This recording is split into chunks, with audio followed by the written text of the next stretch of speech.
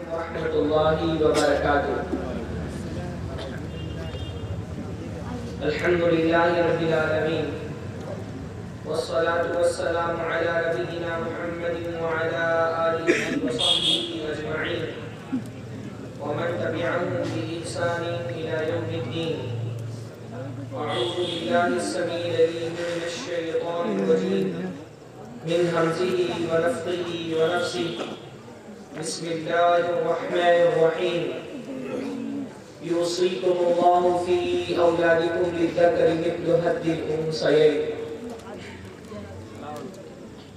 سب سے پہلے ہر طرح کی حمد و ثنا، تعریف و توصیف، عظمت اور بزرگی، کبریائی اور بڑائی اللہ رب العزت کے لائق اور زیبا ہے، جس کے فضل و احسان سے یہ بابرکت دینی مجلس سجائی گئی ہے۔ اللہ تعالیٰ اس مجلس کو ہمارے میں اضافے، ہمارے ایمان میں زیادتی اور ہمارے کردار میں اصلاح کا ذریعہ بنائے۔ اس سے پہلے کہ میں گفتگو کا آغاز کروں، چھوٹی سی درخواست یہ ہے کہ جو آگے کی نشستیں ہیں وہ پہلے پر کر دیں۔ جو لوگ پیچھے بیٹھے ہوئے ہیں، آگے کچھ سیٹیں خالی ہیں، تو آگے آپ لوگ آ جائیں نا۔ خطیب جو ہے وہ سامعین کا تاثر جتنا اس کو ملتا ہے اتنا ہی اس کے لیے گفتگو کرنا آسان ہوتا ہے۔ تو قریب رہیں گے تو آپ کو بات سمجھ آئے گی، اور اگر آپ کو بات سمجھ نہیں آ رہی تو مجھے سمجھ میں آئے گا کہ آپ کو سمجھ نہیں آ رہی تو میں کسی اور زاویے سے بولوں گا۔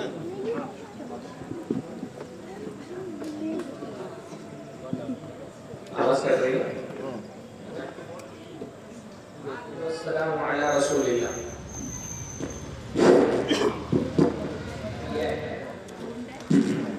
اور ہماری آزمائش کے کیا بات کیوں ہے؟ الصلاۃ والسلام علی رسول اللہ۔ اللہ تعالیٰ نے ہم انسانوں کو دنیا میں بہت ساری چیزیں ہماری آزمائش کے لیے پیدا کی۔ ہم دنیا میں امتحان کے لیے بھیجے گئے ہیں، اور ہمارے امتحان کے لیے اللہ تعالیٰ نے دنیا میں بہت ساری چیزیں پیدا کی ہیں، اور وہ چیزیں جو اللہ تعالیٰ نے دنیا میں ہماری آزمائش کے لیے پیدا کی ہیں، ہمارے امتحان کے لیے پیدا کی ہیں، ان میں سے ایک بہت بڑی چیز جو ہمارے امتحان کے لیے پیدا کی گئی ہے وہ ہے مال، پیسہ، دولت۔ دنیا میں ہم انسانوں کی بہت بڑی آزمائش اللہ تعالیٰ نے مال و دولت پہ رکھی ہے، اور آخرت میں کامیابی کے لیے بہت ضروری ہے کہ بندہ دنیا میں مال کے معاملے میں اللہ تعالیٰ کی نافرمانی سے بچ جائے۔ کل قیامت کے دن اللہ تعالیٰ کے حضور میں حاضر ہو کر کے ہم کو جن چیزوں کی جواب دہی کرنی ہے ان میں سے ایک بہت بڑی چیز مال ہے۔ اگر اللہ تعالیٰ کے حضور میں کامیاب ہونا ہے تو دنیا میں مال کے معاملے میں اللہ تعالیٰ کی نافرمانی سے بچانا یہ بہت ضروری ہے اپنے آپ کو۔ مطلب آپ اندازہ لگائیں کہ مال کی آزمائش اور مال کا امتحان کتنا بڑا امتحان ہے کہ کل قیامت کے دن 5 سوالات ہوں گے جن کا جواب دیے بغیر انسان کو قدم ہلانے کی اجازت نہیں ہوگی۔ کتنے سوالات ہوں گے؟ کسی کو پتا ہے 5 سوالات کون سے ہیں؟ ہاں؟ مال کیسے کمایا، کہاں خرچ کیا، اور جوانی کہاں خرچ کری، جہاں جوانی کہاں خرچ کری، عمر کہاں گزاری۔ مل جل کر کے 4 ہو گئے، اور 4 کے بتا، ہاں 4 وہی بول رہا ہوں، ملا جلا کے 4 ہو گئے۔ ایک سوال باقی ہے لیکن خرچ کیا، ہاں خرچ کیا، وہ تو ہو گیا۔ آپ بتائیں، پیپر آؤٹ ہے پھر بھی ہم لوگوں کو جواب سوال نہیں بتائے۔ ہماری آخرت کی تیاری کا عالم یہ ہے کہ اللہ تعالیٰ نے سوالات امتحان سے پہلے آؤٹ کر دیے، اور ہمارے دین کی مسکینی ہے یہ کہ ہم کو نہیں بتائے۔ یہ ہماری آخرت سے بے فکری کا نتیجہ ہے۔ اور علم سے دوری کا نتیجہ ہے. یہ جو مجلسیں ہوتی ہیں ان مجلسوں کا مقصد یہ نہیں ہوتا کہ لچے دار تقریریں ہوں سننے میں مزہ آئے. ان مجلسوں کا جلسوں کا مقصد کیا ہونا چاہیے کہ ہمارے علم میں اضافہ ہو. اور علم میں اضافہ کیوں ہو؟ تاکہ اس علم کے ذریعے سے ہم اپنی آخرت کو سنوار سکیں. میں آپ کو آسان طریقے سے بتاتا ہوں. 2 سوالات انسان سے اس کے وقت کے بارے میں ہوں گے, 2 سوالات اس کے مال کے بارے میں ہوں گے, اور 1 سوال اس کے علم کے بارے میں ہوگا. ان عمری فیما افنا, عمر کے بارے میں پوچھا جائے گا, عمر اور زندگی کہاں گزاری. عمر کیا ہے؟ وقت ہی ہے نا. پھر عمر میں جو ایک خاص مرحلہ ہوتا ہے جوانی کا مرحلہ, اس کے بارے میں الگ سے سوال ہوگا کہ جوانی کہاں گزاری. پھر 2 سوال اس کے مال کے بارے میں ہوں گے. وفی مالی من این اکتسبہ وفی ما انفقہ, آدمی سے مال کے بارے میں پوچھا جائے گا, مال کہاں سے کمایا اور مال کہاں خرچ کیا. اور 5واں سوال کیا ہوگا؟ علم کے بارے میں. ماذا عمل فیما علم, جو جانتا تھا اس پر عمل کیا. اب 5 سوالوں میں سے 2 سوال تو مستقل صرف مال کے بارے میں ہوں گے. یعنی اگر ہم یہ فرض کر لیں کہ سارے جو سوال ہیں پورا پرچہ وہ 100 نمبر کا ہے, تو صرف مال کے بارے میں جو سوالات ہیں وہ 40 نمبر کے. 40% آپ کی کامیابی کا دار و مدار اس بات پر ہے کہ دنیا میں مالی معاملات میں آپ نے اللہ تعالیٰ کے احکام کو فالو کیا یا نہیں کیا. اگر مال کے معاملے میں اللہ تعالیٰ کی نافرمانی سے خود کو بچا لے گئے تو 40% انشاءاللہ تعالیٰ کامیاب ہو جائیں گے. لیکن بات یہ ہے کہ بہت سارے لوگ نہیں بچا پائیں گے.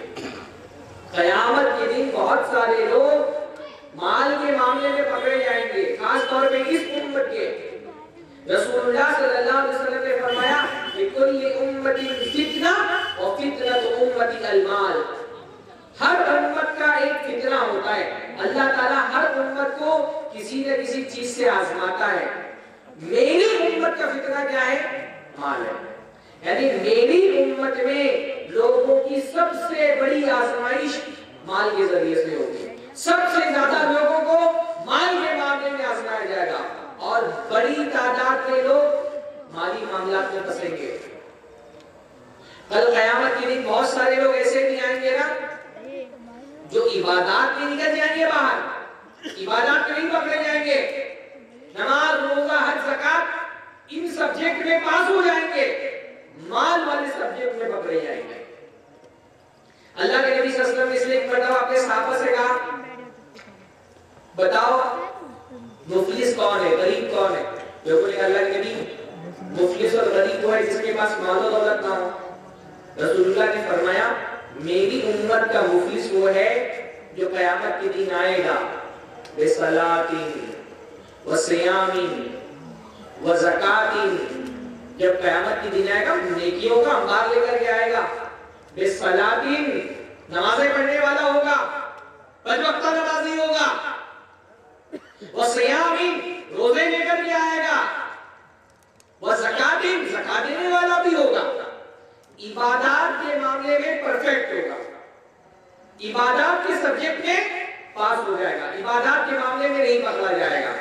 کتنا پکڑا جائے گا؟ معاملات کے معاملے میں پکڑا جائے گا. لوگوں کے ساتھ تعلقات اور لوگوں کے حقوق کے معاملے میں پکڑا جائے گا. حقوق اللہ میں پاس ہو جائے گا, حقوق العباد میں فیل ہو جائے گا. یاتی قد شتم ھذا, اس حالت میں آیا ہوگا کہ کسی کو گالی دی ہوگی. وکذب ھذا, کسی پر تہمت لگائی ہوگی. واکل مال ھذا, کسی کا مال کھایا ہوگا. وسفک دم ھذا, کسی کا خون بہایا ہوگا. اللہ کے حق ادا کر کے آئے گا, بندوں کے حق میں کوتاہی کی ہوگی, پکڑا جائے گا. پکڑا جائے گا اور اس کے بعد کیا ہوگا؟ اللہ تعالیٰ اس ظالم کی نیکیاں اٹھا کر کے مظلوموں میں بانٹ دے گا. اور اگر نیکیاں ختم ہو جائیں گی تو مظلوموں کا گناہ اٹھا کر کے اس ظالم کے سر پہ ڈال کر کے اس کو جہنم میں ڈھکیل دیا جائے گا. اللہ سب کو محفوظ رکھے. میں جب یہ حدیث پڑھتا ہوں, سنتا ہوں, تو میں اس بات پر غور کرتا ہوں کہ ہمارے ہندوستانی معاشرے میں تو جو دوسرے بندوں کے حقوق میں کوتاہیاں ہو رہی ہیں وہ اپنی جگہ پر، اللہ تعالیٰ صرف جہیز اور وراثت، اگر ان دو معاملوں میں پکڑ کرنا شروع کر دے گا قیامت کے دن، ہماری 70-80% آبادی تو اسی میں پھنس جائے گی۔ ہاں، جہیز اور وراثت، اور جو مالی معاملات میں کوتاہی ہے، سود کھا رہے ہیں، بے ایمانی کر رہے ہیں، لوٹ مار مچا رہے ہیں، پڑوسی کی جائیداد ہڑپ کر جاتے ہیں، جو دوسرے مالی معاملات میں کوتاہی ہے، وہ سب اپنی جگہ پر۔ اگر اللہ تعالیٰ صرف جہیز اور وراثت، یہ جو دو حرام مال کھانے کے طریقے ہیں، اگر اللہ تعالیٰ صرف اس پر مسلمانوں کی پکڑ کرنے لگے ہندوستان میں، اپنے دین میں دیکھتا ہوں تو مجھے لگتا ہے کہ کون بچ پائے گا۔ ہر شادی میں جہیز مانگا جا رہا ہے، ہر گھر میں وراثت کی تقسیم میں اللہ تعالیٰ کی نافرمانی ہو رہی ہے۔ ہم نے یعنی ہمارے یہاں جو خطیب حضرات ہیں ان کا ایک بڑا پسندیدہ ڈائلاگ ہے، جب بھی اسلام پر اعتراض ہوتا ہے اور جو غیر مسلم ہے وہ کہتا ہے بھئی اسلام نے عورتوں پہ بہت ظلم کیا ہے، ہم خطیب حضرات بڑے فخر سے کہتے ہیں کہ اسلام نے عورتوں کو بہت کچھ دیا ہے، جتنا اسلام نے عورت کو دیا ہے دنیا کی کسی مذہب نے اتنے حقوق عورت کو نہیں دیے جتنے حقوق اسلام نے عورتوں کو دیے۔ بہت صحیح بات ہے، واقعتاً اسلام نے جو حقوق عورتوں کو دیے ہیں دنیا کی کسی مذہب نے وہ مقام اور اتنے حقوق عورتوں کو نہیں دیے۔ لیکن بڑا سوال یہ ہے، اسلام نے جتنا عورتوں کو دیا کیا مسلمانوں نے بھی اتنا عورتوں کو دیا ہے؟ بلا شبہ اسلام نے عورتوں کو بہت کچھ دیا ہے، لیکن ہماری سماجی حقیقت یہ ہے کہ اسلام نے تو عورتوں کو بہت کچھ دیا، لیکن جو اسلام نے دیا تھا وہ مسلمانوں نے نہیں دیا۔ اس میں کوئی شک نہیں ہے کہ عورتیں ہمارے معاشرے کی مظلوم طبقہ ہے۔ اسلام نے عورتوں کو بہت کچھ دیا پر ہم مسلمانوں نے نہیں دیا۔ بھائی اسلام نے عورتوں کو بہت بڑا حق دیا ہے، عورت کی پیدائش پر خوش ہونے کا حق۔ اسلام نے عورت کو ایک بہت بڑا حق یہ دیا ہے کہ کسی گھر میں اگر لڑکی پیدا ہو تو انسان کو خوش ہونا چاہیے۔ اللہ تعالیٰ نے لڑکی کی پیدائش کو خوشخبری قرار دی ہے۔ اللہ نے فرمایا اذا بشر احدهم، جب ان میں سے کسی کو لڑکی کی پیدائش کی خوشخبری سنائی جاتی ہے تو لڑکی کا پیدا ہونا خوشی کا باعث ہے۔ ہمارے معاشرے میں ایک عورت کا سب سے پہلا جو حق غصب کیا جاتا ہے وہ کیا؟ اس کی پیدائش پر خوش ہونے کا حق۔ ہمارے یہاں عورتیں پیدا ہوتی ہیں، خوش نہیں ہوتا، لڑکی کی پیدائش پر باپ خوش نہیں ہو رہا، اس کا بھی چہرہ ویسے ہی سیاہ ہو جاتا ہے جیسے کافروں کے چہرے سیاہ ہو جاتے تھے، اس کو بھی غم گھیر لیتا ہے جب اس کو بتایا جاتا ہے کہ آپ کے گھر میں لڑکی کی پیدائش ہوئی ہے۔ ہمارے یہاں ممبئی میں جو عورتوں کے وارڈ میں خواتین ہوتی ہیں نا خدمت وغیرہ کرنے کے لیے، جو خواتین ڈیلیوری کے وقت میں خدمت انجام دیتی ہے، ان لوگوں نے کہا کہ ہمارے ہاسپٹل میں اگر لڑکا کسی کے گھر میں پیدا ہو جاتا ہے تو ہم اس سے مٹھائی کا مطالبہ کرتے ہیں، بخشش کا مطالبہ کرتے ہیں، لڑکی پیدا ہوتی ہے تو زیادہ زور نہیں ڈالتے، بیچارے کا چہرہ ویسے بھی اترا ہوا ہوتا ہے، اس کو کیا اور تکلیف اور غم میں ڈالا جائے۔ میں نے خود دیکھا کہ بہت سارے لوگوں کے گھر میں لڑکی پیدا ہوئی تو بولتے ہیں چلو ٹھیک ہے اللہ تعالیٰ نے جو دیا، مطلب جیسے آدمی غم میں بولتا ہے نا تکلیف میں کہ اللہ تعالیٰ نے جو لکھا تھا ہوا۔ سب سے پہلا حق جو ایک عورت کا کھا جاتے وہ کیا ہے؟ اس کی پیدائش پر خوش ہونے کا۔ اسلام نے عورت کو دینی تعلیم کا حق دیا تھا، اس کے لیے مسجد کے دروازے کھول کر کے۔ ہم نے عورتوں میں کتنا بڑا ظلم کیا، مسجد کے دروازے اس کے لیے بند کر دیے۔ اسلام نے عورت کو حق دیا تھا تہوار منانے کا حق، عیدین میں عیدگاہ میں جانے کا حق، ہم نے عیدگاہ کے دروازے بھی عورتوں پہ بند کر دیے۔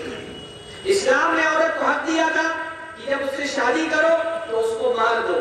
ہمارے یہاں مہر دینا تو دور کی بات ہے، ہمارے یہاں شادیوں میں الٹا لڑکیوں پر جہیز کا بوجھ لاد دیا جاتا ہے۔ اسلام نے ایسے ہی ایک بہت اہم ترین حق دیا تھا، خواتین کو وراثت کا حق۔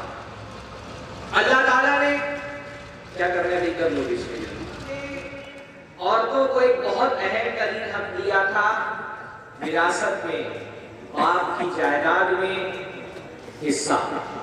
اسلام نے تو دیا تھا، لیکن ہمارے معاشرے میں مسلمان یہ حق عورتوں کو نہیں دیتے۔ پورے ہندوستان میں گھوما ہوں، میرا اپنا اندازہ یہ ہے 80-90% پورے ہندوستان کی آبادی کی بات کر رہا ہوں، 80-90% مسلم معاشروں میں خواتین کو جائیداد میں جیسا ان کا حق بنتا ہے ویسا حق نہیں دیا جاتا۔ کچھ علاقوں میں سرے سے دیا ہی نہیں جاتا، کچھ علاقوں میں برائے نام کچھ دے دیا جاتا ہے۔ 1 کروڑ کا حصہ بن رہا ہے تو 5 لاکھ دے کر کے سائن لے لیتے ہیں۔ کوکن میں، مہاراشٹر میں میں نے بعض علاقوں میں دیکھا کہ شادی کے وقت زیور بنا دیتے ہیں اور شادی کے وقت ہی سائن لے لی جاتی ہے کہ اب آپ کو زیور دے دیے گئے کچھ، اب آئندہ آپ کا حق نہیں ہے کہ آپ وراثت میں کوئی مطالبہ کریں، سائن لے لی جاتی ہے عورتوں سے۔ بیشتر ہندوستان کے علاقوں میں اور خاص طور پہ یو پی کے جو علاقے ہیں، خال خال پورے گاؤں میں ایک مثال کی بات مرتبہ نہیں ملتی ہے جہاں لڑکیوں کو باپ کی جائیداد میں صحیح طریقے سے حصہ دیا جا رہا ہے۔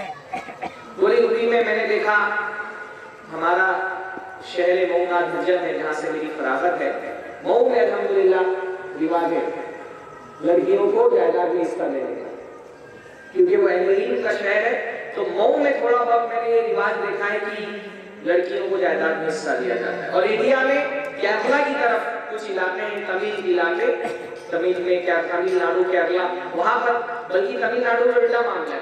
تمل ناڈو میں تمل مسلم جو ہیں ان لوگوں نے مجھے بتایا کہ ہمارے یہاں لڑکیوں کو جائیداد میں حصہ نہیں دیا جاتا ہے، لڑکوں کو محروم کر دیا جاتا ہے۔ وہ تھوڑا ایک علاقہ وہی دیکھا جہاں لڑکوں پہ ظلم ہوتا ہے، ورنہ اوور آل ہندوستان میں لڑکیوں کو جائیداد میں جیسا حصہ دیا جانا چاہیے ویسا حصہ نہیں دیا جا رہا، اور یہ کوئی چھوٹا موٹا مسئلہ نہیں ہے۔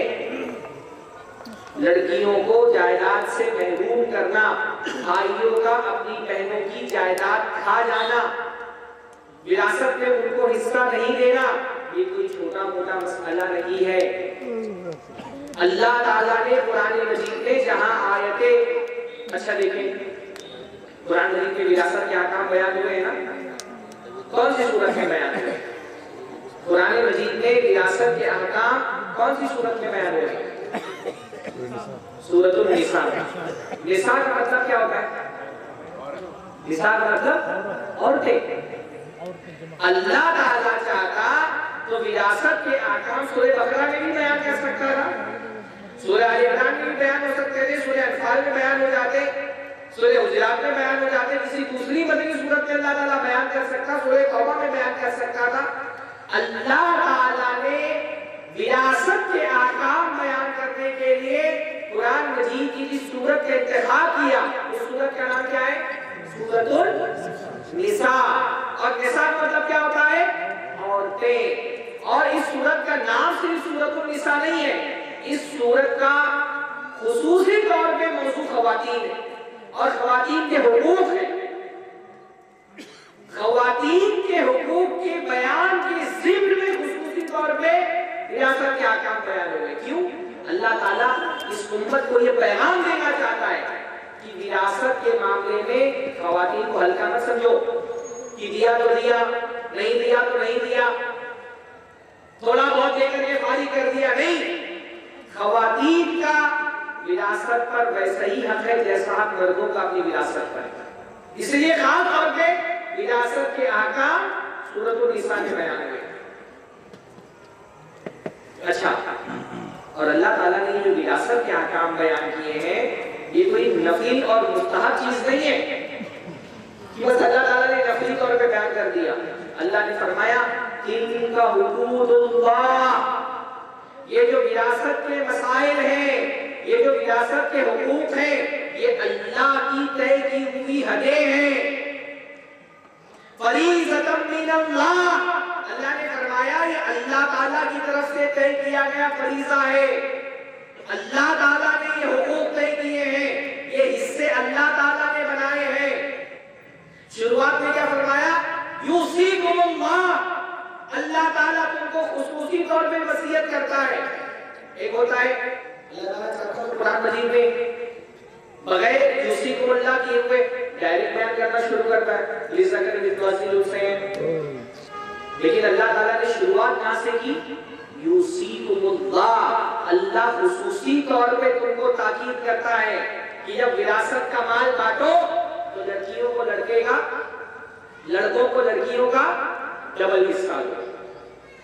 اللہ نے فرمایا جو اللہ، اسی وراثت کی آیتیں جب ختم ہوتی ہیں اللہ نے فرمایا جو اللہ تعالیٰ کی فرما برداری کرے گا اللہ اس کو جنت میں داخل کرے گا، اور جو اللہ تعالیٰ کی نافرمانی کرے گا وراثت کے معاملے میں اللہ تعالیٰ کی حدوں کو توڑے گا، اللہ تعالیٰ کے طے کیے ہوئے قانون کی خلاف ورزی کرے گا، اللہ تعالیٰ اس کو جہنم میں ڈال دے گا ہمیشہ ہمیشہ۔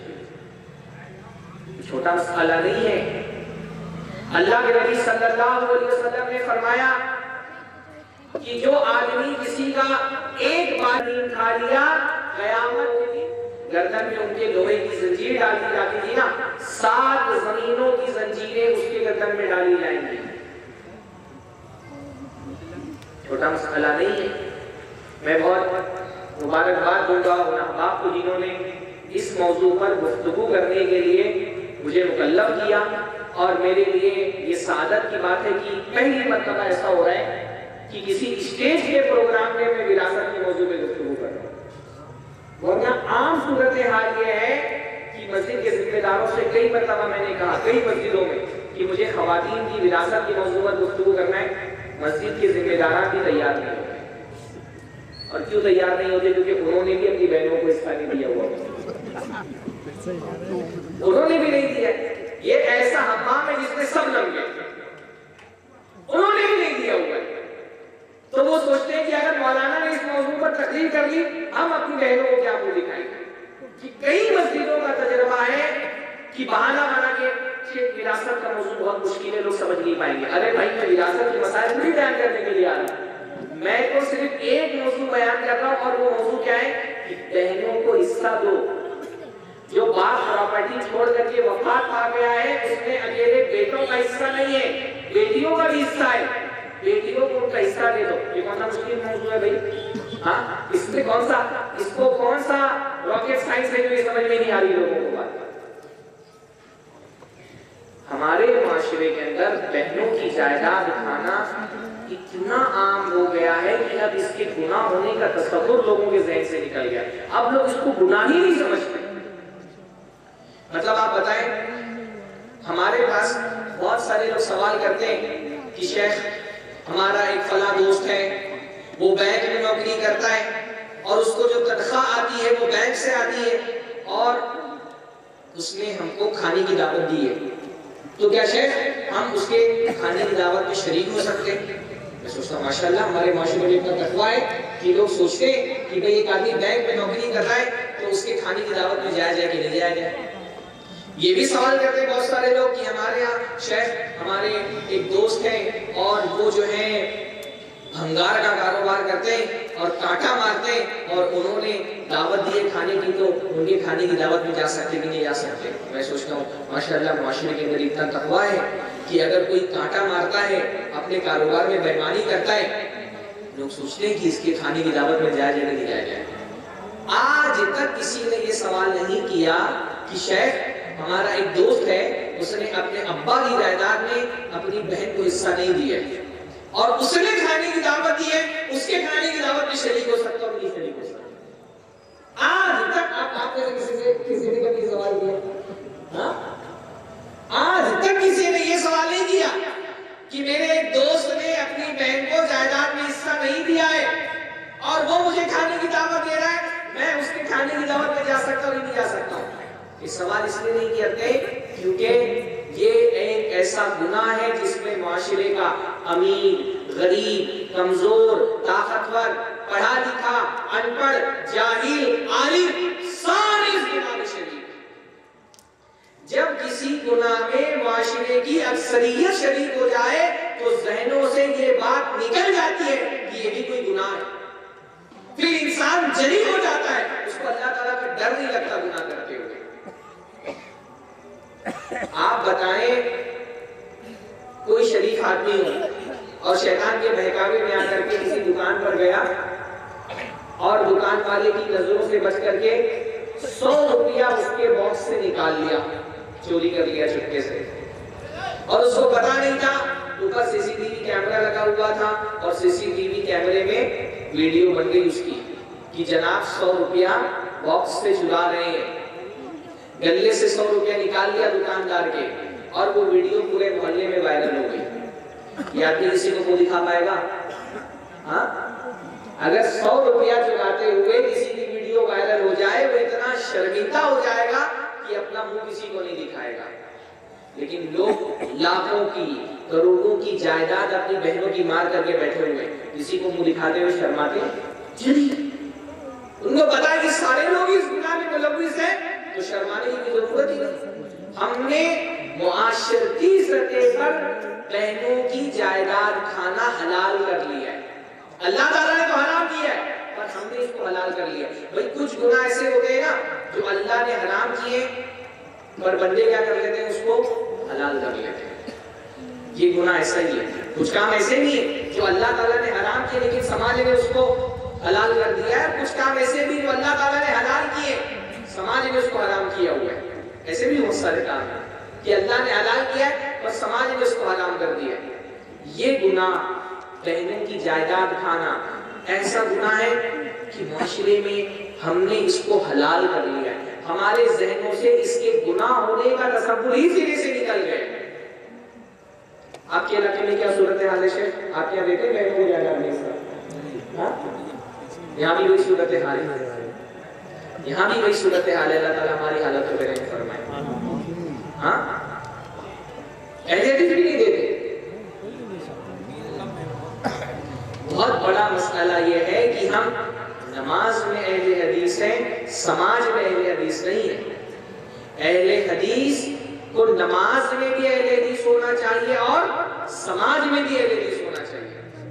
ہم نماز کے اہل حدیث تو ہیں، رفع الیدین، آمین بالجار، تورک، ایک ایک چھوٹی چھوٹی سنت پر لڑ جاتے ہیں ماشاءاللہ، اور بہت اچھی بات ہے۔ لیکن جیسے نماز میں آپ اہل حدیث ہیں ویسے سماج میں بھی آپ کو اہل حدیث ہونا چاہیے۔ اہل حدیث صرف نماز کے معاملات میں امت کی قیادت نہیں کرتا، اہل حدیث سماج کے معاملات میں بھی امت کی قیادت کرتا ہے۔ اہل حدیث صرف نماز کے معاملات میں امت کی اصلاح نہیں کرتا، اہل حدیث سماج کے معاملات میں بھی امت کی اصلاح کرتا ہے۔ آپ دیکھیں جو تحریک شہیدین کی شاہ اسماعیل دہلوی رحمہ اللہ کی، شاہ اسماعیل دہلوی نے ایک طرف جہاں توحید کی دعوت کو عام کیا، تقویت الایمان لکھی اور بڑی تعداد کے لوگوں کو کفر و شرک اور بدعتوں سے بچایا، دوسری طرف جو سماجی مسائل تھے ان کے زمانے کے ان کو بھی ایڈریس کیا۔ شاہ اسماعیل دہلوی کے زمانے میں ایک بڑی قبیح رسم مسلمانوں میں پائی جاتی تھی، وہ یہ تھی کہ جو عورتیں بیوہ ہو جاتی تھیں ان کی شادی کرنے کو معیوب سمجھا جاتا تھا۔ ہندوؤں کے ذریعے سے، ہندوؤں میں تو ستی کر لیا جاتا تھا، ہندوؤں کے زیر اثر رہ کر کے مسلمانوں میں ایک مزاج یہ بن گیا تھا کہ جن عورتوں کے شوہر مر جاتے تھے دوبارہ ان کا نکاح نہیں کیا جاتا تھا۔ خاص طور پہ یہ دلی اور مغربی یوپی کے اطراف میں یہ رسم بہت عام تھی۔ تو شاہ اسماعیل دہلوی رحمہ اللہ نے باقاعدہ اس سماجی برائی کے خلاف، جیسے شرک و بدعت کے خلاف انہوں نے جہاد کا علم بلند کیا، اس سماجی برائی کے خلاف بھی کھڑے ہوئے اور تحریک شروع کی نکاح بیوہ کی کہ بیوہ عورتوں کا نکاح کرایا جائے، اور سب سے پہلے اپنی ہی ایک بیوہ بہن کی شادی اپنے ایک شاگرد سے کرائی، اور اس کے بعد اپنے جو کارندے ہوتے تھے الگ الگ مولوی ان کو الگ الگ مسلمان علاقوں میں بھیج کر کے اور تبلیغ کرائی کہ بیوہ عورتوں کی شادی کرائی جائے۔ مسلمان اہل حدیث جیسے نکاح، جیسے نماز کے معاملے میں اہل حدیث ہوتا ہے ویسے ہی اس کو سماج کے معاملے میں بھی اہل حدیث ہونا چاہیے۔ ہم کو نماز کے معاملے میں ماشاءاللہ رفع الیدین کی حدیث دکھائی دیتی ہے، سورہ فاتحہ کی حدیث ہم پڑھ لیتے ہیں ماشاءاللہ کہ سورہ فاتحہ امام کے پیچھے پڑھنا ہے، آمین کی جہر کی حدیث ہم کو بتائے اور ہم الحمدللہ پورے جذبے کے ساتھ اس پر عمل کرتے. تورک کی حدیث، حتیٰ کہ تشہد میں انگلی ہلانے کی حدیث، ایک ایک حدیث اللہ کے نبی کی سنت کی. نماز کے معاملے میں ہم کیونکہ اہل حدیث ہیں چھوڑتے نہیں ہیں. اور وراثت کے معاملے میں رسول اللہ کی حدیثیں نہیں ہیں، بلکہ رسول اللہ کی حدیثیں تو جانے دے. وراثت کا معاملہ اتنا اہم ہے کہ اللہ تعالیٰ نے اس کو حدیث میں نہیں بیان کیا، اللہ تعالیٰ نے اس کا بڑا حصہ قرآن ہی میں بیان کر دیا. کیونکہ وراثت کا تعلق عام مسلمانوں کے بہت اہم حقوق سے ہے، تو اللہ تعالیٰ نے اس کے بیان کے لیے حدیثوں کا کو ذریعہ نہیں بنایا. قرآن کی آیتوں میں اللہ تعالیٰ نے وراثت کے احکام تفصیل سے بیان کر دیے. بھائی وہ ہم کو کیوں نہیں دکھائی دیتے؟ ہاں، مسلک کے معاملے میں تو ہم لڑ پڑتے ہیں ایک دوسرے سے. حنفی اہل حدیث سے لڑ جاتا ہے، اہل حدیث حنفیوں سے لڑ جاتے ہیں. ہوتا ہے کہ نہیں ہو رہا ہے؟ سنتوں کے معاملے میں مسلک والے آپس میں لڑ جاتے ہیں.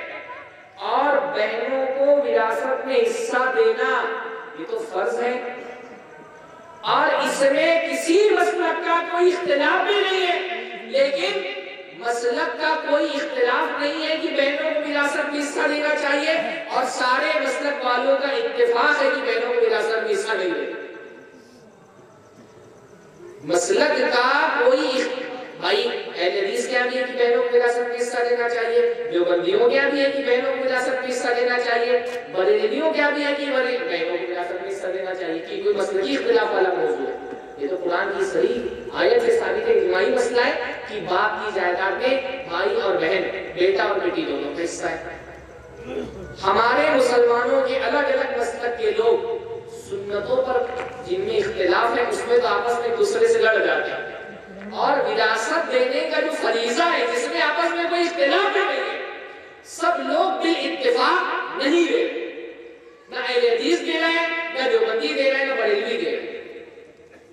کہ دیتے ہیں آپ کیا دوسرے مسلک کے لوگ، دوسرے مسلک کے لوگ ہاں سارے مسلک والے بالاتفاق نہیں دے رہے. جب بہنوں کو جب رفع الدین کا مسئلہ ہوتا ہے، جب آمین کی جہر کا مسئلہ ہوتا ہے، جب فاتحہ خلف الامام کا مسئلہ ہوتا ہے، ہم کو اپنا مسلک یاد آ جاتا ہے. اور جب بہنوں کو وراثت میں حصہ دینے کا مسئلہ ہوتا ہے تو ہم اپنا مسلک کیوں بھول جاتے؟ مال کا مسئلہ آیا تو اپنا مسلک بھول جائیں گے؟ ہاں، سنتوں کا مسئلہ آیا تو اپنا مسلک یاد رہتا ہے، اور جب مال کا مسئلہ آیا تو اپنا مسلک بھول جاتے. اس وقت کوئی حنفی جذبے میں نہیں آتا کہ امام ابو حنیفہ کی تقلید ہم کرتے تو وراثت دینے کے معاملے میں بھی ہم امام ابو حنیفہ کی تقلید کریں گے. جو میرے بھائیوں، اگر آپ کو لگتا ہے رفع الیدین اور آمین کی جہر کے مسئلے میں امام ابو حنیفہ کی تقلید کرنی چاہیے، تو کیا امام ابو حنیفہ نے یہ نہیں کہا؟ کیا ہمارے حنفی علماء نے یہ نہیں کہا کہ بہنوں کو اپنی وراثت میں حصہ دو؟ اس وقت ہم امام ابو حنیفہ رحمہ اللہ کی تعلیمات کیوں بھول جاتے؟ یہ ایک ایسا گناہ ہے، بہت بڑا مسئلہ ہے کہ جس کے گناہ ہونے کا تصور بھی ذہن سے نکل گیا ہے، اور اس سے بڑا مسئلہ یہ ہے کہ اس گناہ پر گفتگو بھی نہیں ہو رہی. اس گناہ پر گفتگو بھی نہیں ہو رہی. گفتگو کون کرے گا؟ میں نے تو دیکھا ہے بڑی تعداد میں جن علماء کو بیان کرنا تھا اس موضوع پر، انہوں نے ہی اپنی بہنوں کو حصہ نہیں دیا ہے. کس منہ سے آ کر کے منبر پر بولیں گے؟ حالانکہ میں نے یہ بھی دیکھا ہے کہ سب سے زیادہ کوئی طبقہ اگر اپنی بہنوں کو جائیداد میں حصہ دے رہا ہے تو وہ علماء ہی کا طبقہ ہے. ہمارے یہاں دکتور عبید ماشاءاللہ بڑے عالم دکتور عبید بدیش، ممکن ہے آپ نے ان کا نام سنا ہو. ان کے گھر میں ان کے والد کا انتقال ہوا، 3 دن بعد انہوں نے گھر والوں کو بٹھایا اور ساری وراثت جو شرعی طور پہ ہوتی ہے تقسیم کی. ہمارے میرے والد صاحب ماشاءاللہ اللہ تعالیٰ باحیات رکھے، ان کو صحت و عافیت کے ساتھ باحیات ہے، تو میرے ساتھ تو یہ مسئلہ نہیں پیش آیا.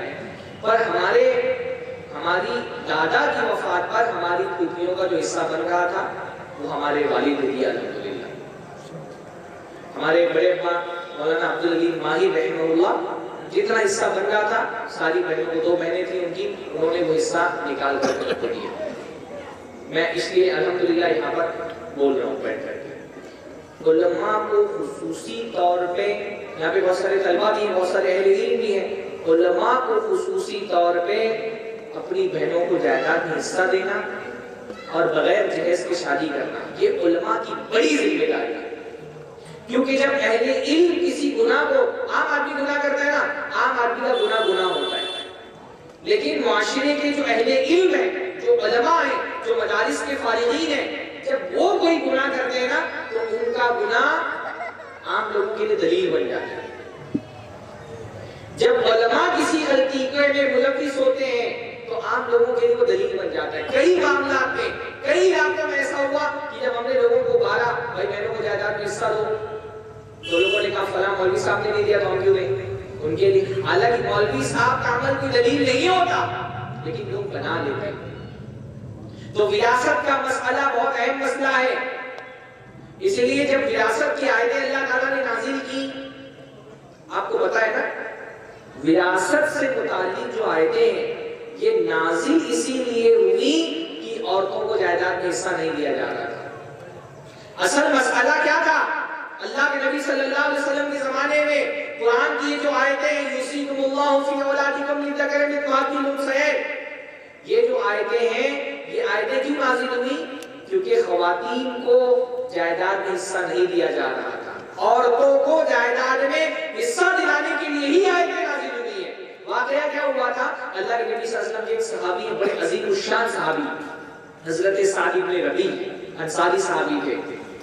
حضرت سعد بن ربیع اللہ کے نبی صلی اللہ علیہ وسلم کے ساتھ جنگ احد میں وفات پا گئے، شہید ہو گئے۔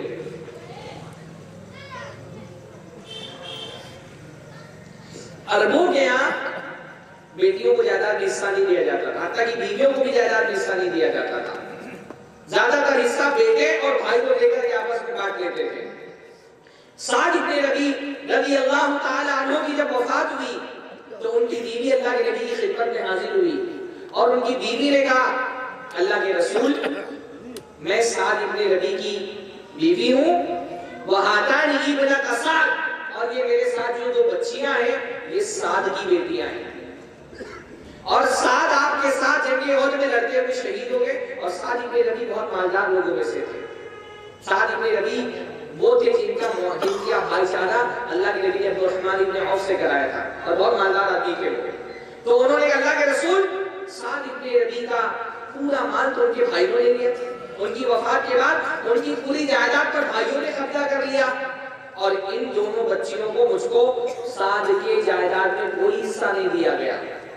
اور اللہ کے رسول اب سعد کے بعد جب ہمارے پاس مال نہیں، ہماری زندگی کیسے گزرے گی؟ میری بچیوں سے شادی کون کرے گا؟ یعنی پہلے زمانے میں یہ ہوتا تھا کہ لوگ جہیز تو نہیں مانگتے تھے لیکن شادی کرتے بھی یہ دیکھتے تھے کہ مالدار گھرانے کی لڑکی مل جائے تاکہ اس کے بعد ہم فائدہ اٹھا سکیں، یا اس کی وراثت میں ہم کو بھی حصہ ملے گا یا ہمارے بچوں کا فائدہ ہوگا۔ تو اللہ کے رسول سعد کی وفات کے بعد سعد کے بھائیوں نے پورا مال ان کا لے لیا، ان بچیوں کو، سعد کی بیٹیوں کو ان کے جائیداد میں کوئی حصہ نہیں دیا گیا۔ آپ نے کیا کرو اللہ کے رسول؟ تو اللہ کے رسول نے کہا چپ رہو، تھوڑا دیر ٹھہرو، اور اس کے بعد اللہ تعالیٰ نے آیات میراث نازل کی، قرآن مجید کی سورۃ النساء کی وہ آیات جس میں بہت تفصیل سے وراثت کے احکام بیان کیے گئے کہ ایک انسان کی وفات کے بعد اس کی اولاد کو کتنا ملے گا، اس کے ماں باپ کو کتنا ملے گا، شوہر کو کتنا ملے گا، بیویوں کو کتنا ملے گا، کس صورتحال میں بھائی بہنوں کو ملے گا، کب بھائی بہنوں کو نہیں ملے گا۔ سارے جو احکام نازل ہوئے، ان احکام کے نزول کا سبب کیا تھا کہ دو بیٹیوں کو جائیداد میں حصہ نہیں دیا گیا تھا، خواتین کو جائیداد میں حصہ نہیں مل رہا تھا، اسی لیے تو اللہ تعالیٰ نے وراثت کے احکام نازل کیے تھے۔ اور کتنے افسوس کی بات ہے کہ اس جاہلی معاشرے میں جب خواتین کو جائیداد میں حصہ نہیں دیا جا رہا تھا، قرآن کی آیتیں نازل ہوئی اور لوگوں کی اصلاح ہو گئی۔ اللہ کے نبی صلی اللہ علیہ وسلم نے بلایا حضرت سعد کے بھائیوں کو، اللہ تعالیٰ نے فرمایا کہ تمہاری اولاد میں یہ وصیت کی گئی ہے کہ بیٹوں کو بیٹیوں کا ڈبل دیا جائے گا، اور بیٹی اگر اکیلے ہو تو اس کو نصف دیا جائے گا، اور ایک سے زیادہ ہو تو اس کو 2/3 دیا جائے گا۔ اللہ کے نبی صلی اللہ علیہ وسلم نے بلایا حضرت سعد کے بھائیوں کو اور ان کی وراثت تقسیم کی۔ کون کون تو حضرت سعد کی بیوی تھی اور کیا تھی؟ 2 بیٹیاں تھیں۔ کیسے وراثت تقسیم ہوگی بتائیے؟ بیوی کو کتنا ملے گا شوہر کی وفات کے بعد؟ بیٹیاں اگر ہیں تو بیوی کو جائیداد میں کتنا حصہ ملے گا؟ نہیں پتا کسی کو. یہ بہت بڑا مسئلہ یہ ہے کہ دین کا اتنا اہم ترین علم، اس کی بیسک معلومات بھی ہم کو نہیں ہوتی ہے. اس لیے میں گزارش کروں گا خاص طور پہ یہاں جو اہل علم ہے، کم سے کم بیسک معلومات آپ یہاں کے اہل علم سے حاصل کریں کہ ایک آدمی کی اگر وفات ہو جائے تو اس کی بیوی کو جائیداد میں کتنا حصہ ملتا ہے. اگر اس کی اولاد ہے تو 8واں حصہ، اگر اولاد نہیں ہے تو 4تھا حصہ. تو 8واں حصہ حضرت سعد کی بیوی کو دیا گیا. باقی پھر 2 بیٹیاں تھی تو 2 بیٹیوں کو کتنا حصہ بنتا ہے؟ 2/3. 2/3 پورے جائیداد کو 3 حصوں میں تقسیم کیا جائے گا اور 2/3 میں کس کو دے دیا جائے گا؟ بیٹیوں کو دے دیا جائے گا. پھر اس کے بعد جو جائیداد بچے گی وہ مرنے والے کے بھائی بہنوں میں تقسیم کی جائے گی. تو دیکھیے کہ بیشتر مال خواتین کے پاس چلا گیا اور تھوڑا بہت جو بچا وہ بھائیوں اور بہنوں میں تقسیم کیا گیا. یہ آیتیں نازل ہی ہوئی تھی بہنوں کو، بیٹیوں کو جائیداد میں حصہ دلانے کے لیے، لیکن ہمارے یہاں اس جاہلی معاشرے میں بھی نہیں دیا جاتا تھا اور مسلمانوں کے معاشرے میں بھی نہیں دیا جا رہا ہے. اللہ کے رسول نے فرمایا اللہم انی احرج حق الضعیفین. اللہ تعالیٰ 2 کمزور لوگوں کے معاملے میں میں بہت سختی کرتا ہوں. 2 کمزور لوگوں کے حقوق کے معاملے میں میں بہت سختی کرتا ہوں. پہلے یتیم اور دوسری عورتیں. یتیموں کا مال کھانے سے بچو، پرانے زمانے میں یتیموں کا مال کھا دیا جاتا تھا. اور دوسرا عورتوں کے حقوق کے معاملے میں اللہ تعالیٰ سے ڈرو. یہ جو بہنوں کی جائیداد بھائی لوگ ہڑپ کر کے بیٹھے ہوئے، یہ مال نہیں ہے، یہ جہنم کی آگ ہے. اللہ کے رسول نے فرمایا ان الذين ياكلون اموال اليتامى ظلما انما ياكلون في بطونهم نارا. جو لوگ یتیم کا مال کھا لے رہے ہیں ظلم کے ساتھ، پرانے زمانے میں یتیم کا مال کھایا جاتا تھا، ان یتیموں کا مال کھانے والوں کے بارے میں فرمایا گیا جو ظلمن یتیم کا مال کھا رہے ہیں وہ مال نہیں کھا رہے، وہ اپنے پیٹ میں جہنم کی آگ ڈال رہے ہیں. چاہے اس زمانے میں یتیم کا مال کھایا جا رہا ہو یا آج کے زمانے میں عورتوں کا مال کھایا جا رہا ہو، جو لوگ جنہوں نے وراثت میں اپنی بہنوں کو حصہ نہیں دیا ہے انہوں نے وہ اپنی بہن کا حق نہیں کھا رہے، وہ جہنم کی آگ کھا رہے ہیں. اللہ کے رسول صلی اللہ علیہ وسلم نے فرمایا کہ اگر کوئی میرے پاس کوئی معاملہ لے کر کے آئے، زمین کا کوئی قضیہ لے کر کے آئے، لڑائی لے کر کے آئے اور دلائل کی وجہ سے میں ایسے آدمی کے حق میں فیصلہ دے دوں جس کی وہ زمین نہیں تھی، تو وہ یہ سمجھ لے جو دوسرے کی زمین تم ہڑپ رہے ہو وہ زمین نہیں ہے، وہ جہنم کا ٹکڑا ہے. اپنے بہنوں کی کھیت جائیداد اور گھر میں اگر آپ نے حصہ نہیں دیا ہے نا تو آپ نے ان کی زمین نہیں لی ہوئی ہے، اپنے لیے جہنم ریزرو کرا لی ہے. یہ کورٹ کچہری جا کر کے آپ زمین اپنے نام نہیں کر رہے، جہنم کا ٹکڑا اپنے نام کر رہے ہیں. اللہ سب کو محفوظ رکھے. دیکھیے جو آیات میراث نازل ہوئی، ان آیات میراث سے پہلے تمہید میں اللہ تعالیٰ نے ایک اصولی بات فرمائی اور یہ آیت بڑی پائی آتی ہے. بہت سارے وراثت کے احکام اس آیت میں ہی آپ کو پتہ چل جائیں گے. اللہ نے فرمایا للرجال نصیب مما ترک الوالدان والاقربون. مردوں کا حصہ ہے اس مال میں جو والدین اور رشتہ دار چھوڑ کر کے وفات پا گئے، مردوں کا حصہ ہے. لیکن آگے اللہ نے کیا فرمایا وَلِلنِّسَاءِ نَصِيبٌ مِّمَّا تَرَكَ الْوَالِدَانِ وَالْأَقْرَبُونَ. عورتوں کا بھی حصہ ہے اس مال میں جو ان کے والدین اور رشتہ دار چھوڑ کر کے وفات پا گئے. اللہ تعالیٰ تو یہ کہہ سکتا تھا لِلنَّاسِ نَصِيبٌ، لوگوں کا حصہ ہے، پر اللہ تعالیٰ شروعات میں ہی وضاحت کر رہا ہے کہ جیسے والدین کے مال میں مردوں کا حصہ ہے یعنی بیٹوں کا حصہ ہے، ویسے ہی والدین کے چھوڑے ہوئے مال میں بیٹیوں کا بھی حصہ ہے. اپنے حصے پر جتنا حق بیٹے کو حاصل ہے اتنا ہی حق بیٹی کو بھی حاصل ہے. حصہ کم زیادہ ہو سکتا ہے لیکن جس کا جتنا حصہ ہے اس حصے پر اس کا جو حق ہے وہ جیسے مردوں کا حق ہے ویسے ہی عورتوں کا بھی حق ہے. جیسے مرد اپنے حصے کے مالک ہے، رجالی لام تملیغ کے لیے آیا ہے نا کہ مرد اپنے حصے کے مالک ہے، ویسے ہی عورتیں اپنے حصے کی مالک ہیں. دونوں کا اپنے اپنے حصوں پر اتنا ہی حق ہے. حق میں کوئی کمی زیادتی نہیں ہے, حصے میں کمی زیادتی ہے, لیکن اپنے حصے پر جو استحقاق, جو حق ایک مرد کو حاصل ہے وہی ایک عورت کو بھی حاصل ہے.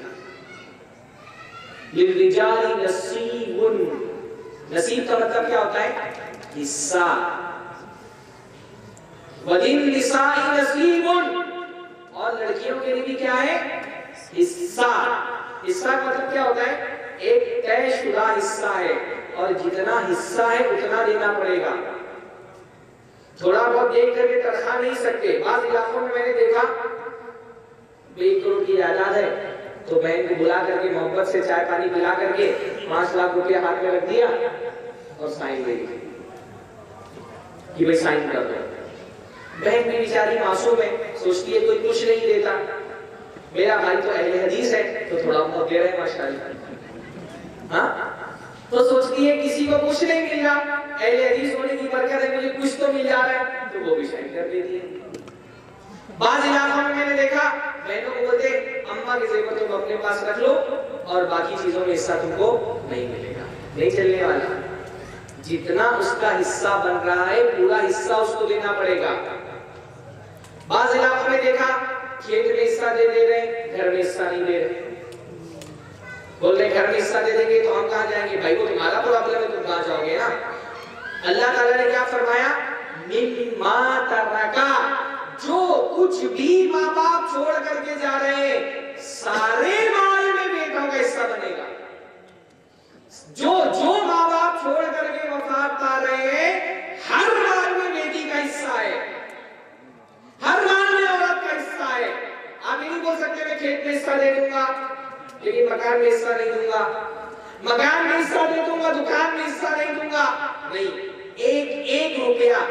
حتیٰ کہ ماں باپ جو کپڑا چھوڑ کر کے جا رہے ہیں, چشمہ چھوڑ کے جا رہے ہیں, موبائل چھوڑ کر کے جا رہے ہیں, ابا نے جو گھڑی چھوڑ کر کے وفات پائی ہے اس میں بھی بہن کا حصہ ہے, لینا پڑے گا. وہ حساب لگا کر کے, حلوہ نہیں ہے یہ کھا جاؤ. اللہ تعالیٰ کے ایک پانی کا حساب ہوگا. اگر واقعتاً تقویٰ والے ہو ایک سامان کا حساب لگاؤ کہ اماں اور ابا کی وفات کے بعد کون کون سی چیزیں ان کی ملکیت میں تھی, ہر ان کی زیر ملکیت چیز کو بانٹنا پڑے گا. چاہے وہ گھر ہو, چاہے وہ کھیت ہو, چاہے وہ بینک میں رکھا ہوا کیش ہو, چاہے تجوری میں رکھا ہوا پیسہ ہو, چاہے وہ زیورات ہو, چاہے وہ ان کی آنے والی کوئی آمدنی ہو, کرایہ وغیرہ, ہر مال میں بیٹوں کے ساتھ بیٹیوں کا حصہ لگے گا. ہمارے سلف دیکھیں مالی یہی موضوع نہیں پورا ہو پائے گا تو اور دوسرے موضوعات پر کیسے دیکھتے ہیں؟ 2 گھنٹہ ملے گا بولو. اچھا تو 15 ہی منٹ بچے ہیں, ابھی تو موضوع میرا پورا باقی. سلف ہمارے اتنا ڈرتے تھے وراثت کے معاملے میں کہ بعض اسلاف کے بارے میں یہ آتا ہے کہ ان کے والد سکرات کے عالم میں تھے, مرض الموت میں. تو چراغ جل رہا تھا اور ابا بستر مرگ پہ تھے, وفات کے عالم میں وفات کا وقت قریب تھا, مرض الموت میں مبتلا تھا. تو چراغ جل رہا تھا گھر کے اندر. جیسے ہی ابا کی وفات ہوئی وہ جو بزرگ تھے انہوں نے چراغ بجھا دیا. ابا کی وفات ہو گئی, چراغ بجھا دیا. کہا یہ چراغ جو ہے یہ ابا کی ملکیت ہے. جب تک ابا باحیات تھے ان کے لیے چراغ جل رہا تھا. اب ابا کی وفات ہو گئی تو یہ چراغ کیا ہو گیا؟ یہ اب ان کا جائیداد, ان کا ترکہ بن گیا. اور کیونکہ یہ ان کی جائیداد ہے میں اکیلا وارث اس سے فائدہ نہیں اٹھا سکتا. اب یہ اس چراغ پر سارے وارثوں کا حق ہے اور اس کی روشنی سے اکیلے مجھے فائدہ اٹھانے کی اجازت نہیں ہے. اتنا خوف ہوتا تھا کہ کہیں دوسرے کا حصہ میرے حصے میں نہ آ جائے. ایک بسکٹ بھی اگر ابا نے بنایا تھا پارلے جی کا چھوٹا پیک اور 2 بسکٹ کھانے کے بعد ان کی وفات ہو گئی, بقیہ بچی ہوئی بسکٹ پر بھی تمام وارثین کا حق ہے. یہ حلوہ نہیں ہے کہ اکیلے کھا جاؤ. ہاں پوری جائیداد لے کر کے بیٹھے ہوئے. بھائی جیسے تم اپنے باپ کی اولاد ہو, تمہاری بہنیں کیا اپنے باپ کی اولاد نہیں ہے؟ ایک انسان کا اپنے مال کے بعد سب سے زیادہ کس کے مال پر حق ہوتا ہے؟ اپنے باپ کے مال پر نا. ہمارا کوئی مال لے لے تو کیا بولیں گے؟ باپ کا مال سمجھا ہوا ہے کیا؟ کیوں بولتے ہیں ایسا باپ کا مال سمجھا ہوا ہے؟ کیونکہ ایک انسان کو اپنے مال کے بعد سب سے زیادہ کس پر ہوتا ہے؟ اپنے باپ کے مال پر ہوتا ہے. بھائی تم بیٹے ہو، تمہارا باپ ہے وہ، اور تمہاری بہنوں کا باپ نہیں ہے وہ. کتنی میں انصاف کرتے ہیں. ہمارے دین کے معاملے میں بیٹیوں کے ساتھ انصاف کا حال تو یہ ہے کہ اللہ کے رسول صلی اللہ علیہ وسلم کے ایک صحابی اللہ کے رسول کے پاس بیٹھے ہوئے تھے. بیٹا آیا تو اس کو گود میں بٹھا لیا موسا لے کر کے، اور بیٹے کے بعد جب بیٹی آئی تو اس کو بغل میں بٹھا لیا، نہ اس کو بوسا لیا نہ اس کو گود میں بٹھایا. جب اللہ کے رسول نے یہ کرتے ہوئے دیکھا، اللہ کے رسول غصہ ہو گئے، فرمایا اللہ عدل کا بینہما، تم نے دونوں کے درمیان انصاف کیوں نہیں کیا؟ اگر بیٹے کو بوسا لے کر کے گود میں بٹھایا تو جیسے بیٹا تمہاری اولاد ہے، بیٹی بھی تمہاری اولاد ہے نا، اس کو بھی بوسا لو، اس کو بھی گود میں بٹھاؤ. گود میں بٹھانے اور بوسا لینے کے معاملے میں بھی بیٹا اور بیٹی میں تفریق نہیں ہونی چاہیے. یہ ہماری شریعت کا مزاج ہے. اور ہمارے یہاں پوری جائیداد بھائی لوگ رب کر کے لے کے ہو جا رہے ہیں، بیٹیاں بیچاری محروم رہ جا رہی ہیں. کیسے جائز ہو سکتا ہے یہ ہماری شریعت میں؟ دین کے نام میں یہ کام کر رہے ہیں. اللہ نے فرمایا مما ترک الوالدان والاقربون، جو بھی ماں باپ اور رشتہ دار چھوڑ کر کے جائیں، جیسے اس میں مردوں کا حصہ ہے ویسے اس میں عورتوں کا حصہ ہے. اللہ تعالیٰ نے حصے کم زیادہ رکھے، اللہ تعالیٰ نے حصے کم زیادہ رکھے. اللہ نے فرمایا یوصیکم اللہ فی اولادکم للذکر مثل حظ الانثیین.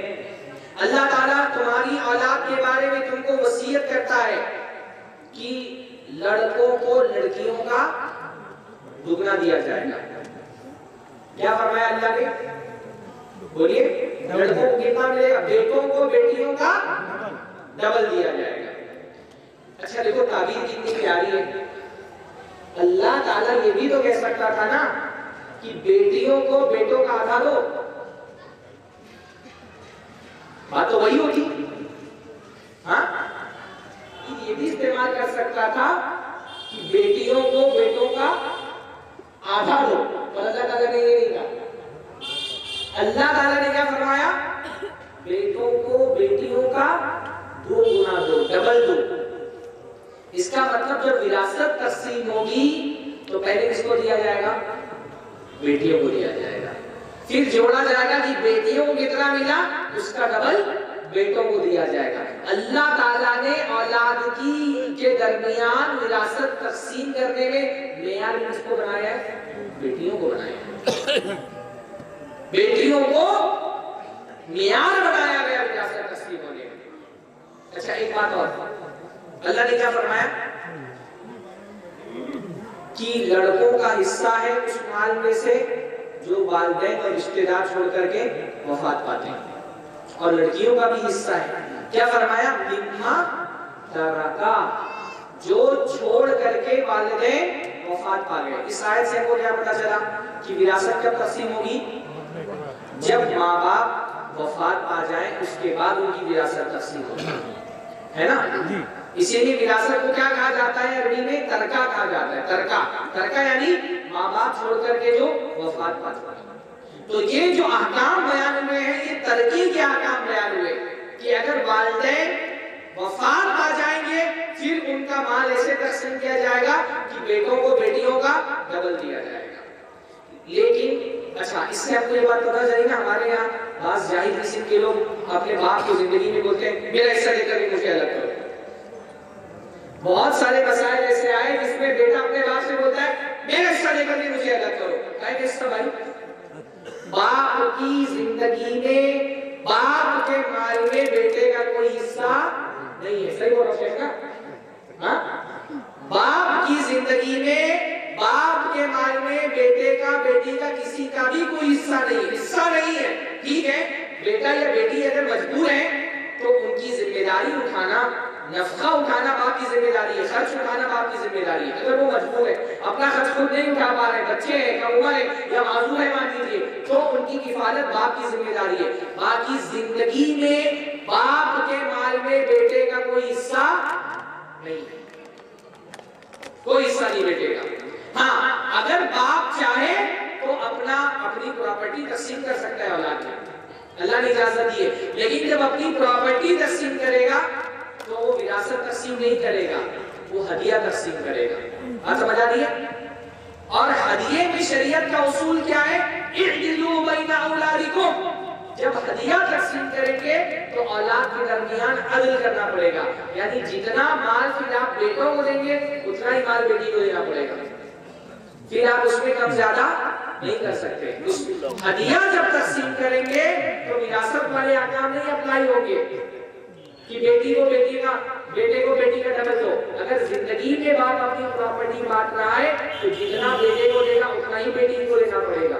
جب لڑکوں کو یہ مسئلہ بیان کرو نا پھر وہ نہیں بولتے ہمارے ساتھ، پھر اس کا نقصان، ان کا نقصان ہو جاتا ہے نا. پھر تو وراثت تقسیم کب ہوگی؟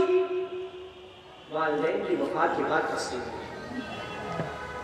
تو یہ قرآن کی آیتیں یہ خواتین کو ان کا حق دلانے کے لیے آئی تھی، لیکن ہم حق لے کر کے بیٹھے ہوئے بہانے کرتے ہیں.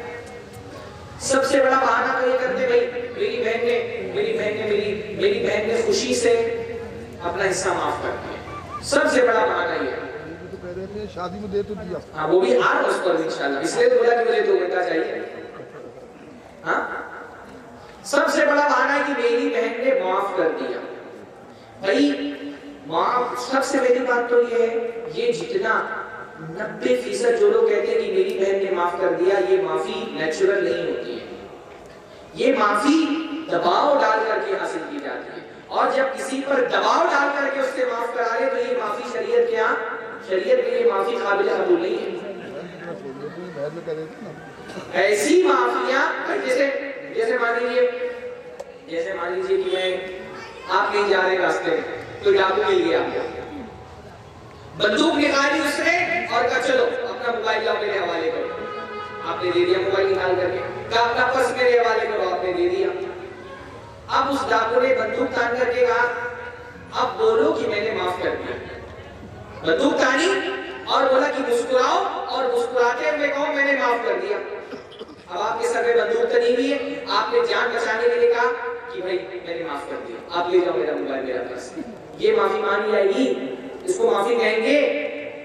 بیشتر بہنوں کے بارے میں کہا جاتا ہے کہ میری بہنوں نے معاف کر دیا، یہ ایسی ہی معافی ہوتی ہے کہ ایک بندوق تان کر کے اپنی بہنوں سے کہا جاتا ہے حصہ یا رشتہ. یہی ہوتا ہے نا، بہن بھائیوں نے ایک بندوق تانی بھی ہوتی ہے اور بولتے بتاؤ حصہ چاہیے یا رشتہ چاہیے.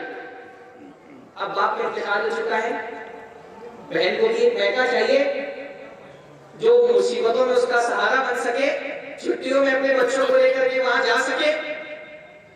اگر بائی چانس شوہر نے دوسری شادی کا کوئی ارادہ کر لیا تو کوئی تو ہونے چاہیے لاٹھی بندوق اٹھا کر کے اس کو مارنے کے لیے. اگر بھائیوں سے تعلق خراب کر لیا تو شوہر کی عقل ٹھکانے لگانے کے لیے کون آئے گا؟ اب وہ بیچاری اپنا رشتہ بچانے کے لیے اپنا حصہ قربان کر دیتی ہے. اس کو معاف کرنا نہیں کہتے، جھوٹ ہے کہ بہنیں معاف کرتی ہیں. بہنوں پر دباؤ ڈال کر کے، کبھی کہہ کر کے کبھی بغیر کہے، بہنوں پر ایک دباؤ ڈال کر کے معاف کرایا جاتا ہے، اور ایسی معافی کا شریعت میں کوئی اعتبار نہیں ہے. بھائی سب سے پہلی بات یہ کہ جو لوگ کہتے ہیں کہ میری بہن نے معاف کر دیا، سوال یہ پیدا ہوتا ہے آپ نے آفر کب کیا تھا کہ اس نے معاف کر دیا؟ ہاں معافی کی بات تو جب آئے گی نا جب آپ حصہ دینے جا رہے تھے، آپ دے رہے تھے اس نے نہیں لیا. بیشتر معاملات میں تو بھائی آفر ہی نہیں کرتا. کبھی یہ بات ہی نہیں ہوئی کہ ابا نے اتنی جائیداد چھوڑی تھی اور اس میں تمہارا اتنا حصہ بن رہا ہے اور اپنا حصہ لے لو، اور بھائی دے رہا ہے، پٹواری کو بلا لیا ہے، کاغذات بنوا لیے اور بہنوں کو دے رہا ہے اور بہن نہیں لے رہی. ایسی صورتحال کو بیشتر موقع پہ ہوتی ہی نہیں. کبھی آفر کیا ہی نہیں تو بہن نے معاف کب کر دیا؟ بھائی بیشتر معاملات میں تو بھائی لوگ آفر ہی نہیں کرتے، جھوٹ بولتے کہ بہن نے معاف کر دیا. بہنیں معاف کر رہی ہیں تو کیا ساری محبت ایک طرفہ ہے کہ بہنوں کو بہت محبت ہے اور بہنیں اپنی جائیداد نہیں دے رہی اپنے بھائیوں کو اور بھائیوں کو محبت نہیں ہے؟ ایک کیس آج تک میری زندگی میں نہیں آیا جس میں میں نے دیکھا بھائی نے اپنا حصہ معاف کر دیا کہ میری بہن کو برا حصہ مجھے نہیں چاہیے. اگر یہ معافی خوش دلی سے ہو رہی ہے تو دونوں طرف سے ہونی چاہیے. جیسے جہیز دینے والے آج کل کیا بولتے ہیں بھائی ہم نے تو کچھ مانگا نہیں تھا, خوشی سے انہوں نے جو دیا وہ لے لیا. میں یہ پوچھتا ہوں ایسے لوگوں سے کہ یہ خوشی ہمیشہ بیٹی والوں کو کیوں ہوتی ہے, لڑکے والوں کو کیوں نہیں خوشی ہوتی ہے بھائی؟ ہاں ساری خوشی ہمیشہ لڑکی والوں کی ہوتی ہے کہ لڑکی والے خوشی میں کبڈ دے رہے ہیں, فریج دے رہے ہیں, مسیری دے رہے ہیں, پلنگ دے رہے ہیں, بائک دے رہے ہیں, کار دے رہے ہیں, کیش بھی دے رہے ہیں. لڑکے والے کو کوئی خوشی نہیں ہے. ایسا کیوں نہیں ہوتا ہے کہ بھائی بلکہ خوشی تو لڑکے والے کو ہی ہونی چاہیے کیونکہ اس کو مل رہا ہے. لڑکی والوں کو کیا خوشی ہوتی ہے بھائی؟ لڑکی والوں کی تو بیٹی جا رہی ہے, اس کو تو غم ہے, اس کو تو تکلیف ہے کہ پال پوس کر کے اپنی بچی دوسرے کے حوالے کر رہا ہے. اصلی خوشی تو شادی میں لڑکے والوں کو ہوتی ہے. تو اگر خوشی سے شادی کے موقع پر کسی کو کچھ دینا ہے تو لڑکے والوں کو دینا چاہیے نا لڑکی والے کو. کبھی آپ نے دیکھا کہ لڑکی والے کے گھر میں بھجوا رہے بائک اور کار اور پلنگ اور مسیری اور فریج, کبھی ایسا دیکھا ہے آپ نے؟ جھوٹ بات ہے کہ لڑکیاں خوشی سے معاف کرتی ہیں, عورتیں خوشی سے معاف نہیں کرتی, ان پر دباؤ ڈالا جاتا ہے. ایک سماجی دباؤ لگا ہوا ہے سماج میں کیونکہ کوئی بہن نہیں دے رہا, اپنی بہن کو حصہ نہیں دے رہا اور بہنوں میں اتنی جرأت نہیں ہے کہ کھڑے ہو کر کے مانگ لے, تو کوئی بہن چاہتی بھی تو ہمت نہیں کر پاتی بیچاری. اس کو لگتا ہے کہ میں اگر کھڑے ہو کر کے جائیداد میں حصہ مانگوں گی سماج مجھ کو کہے گا کہ تم ظالم ہو, اپنے بہن کے اپنے بھائی کی جائیداد میں اپنے باپ کی جائیداد میں حصہ مانگ رہی ہو. سماج کے خوف سے نہیں مانگ پاتی. اس لیے میں عورتوں سے کہوں گا مانگو, آج کے دور میں مانگو. وہ یہ تمہارے باپ کی جائیداد ہے اور کوئی ڈرنے کی بات نہیں ہے ابا کی جائیداد میں حصہ مانگنے سے. بالکل مت شرمائیے. آپ دیکھیں اللہ کے نبی کی وفات ہوئی اور حضرت فاطمہ چونکہ یہ سمجھ رہی تھی کہ میرے ابا کی جائیداد جو میرا حصہ ہے, پہنچ گئی حضرت ابوبکر کے پاس کہ بھائی میرے ابا کی جائیداد میں مجھے حصہ دیجیے. حالانکہ اللہ کے نبی صلی اللہ علیہ وسلم کی وصیت کیا تھی کہ بھئی ہم انبیاء کی جماعت کسی کو اپنا وارث نہیں بناتے. نبیوں کا مال وراثت میں تقسیم نہیں ہوتا. یہ نبیوں کا ایک اسپیشل حکم ہے کہ ان کا مال وراثت میں تقسیم نہیں ہوتا. یہ بات حضرت فاطمہ کو نہیں پتا تھی, اس لیے جب اللہ کے نبی کی وفات میں پہنچ گئی اپنا حصہ مانگنے کے لیے. اللہ کے نبی کے زمانے میں آپ دیکھیں گے ایک دادی آ کر کے وراثت میں اپنا حصہ مانگ رہی, بوڑھی ہو چکی ہے, پوتے کا انتقال ہوا, دادی آ کر کے وراثت میں حصہ مانگ رہی ہے, میرے پوتے کے مال میں میرا حصہ مانگ رہا ہے.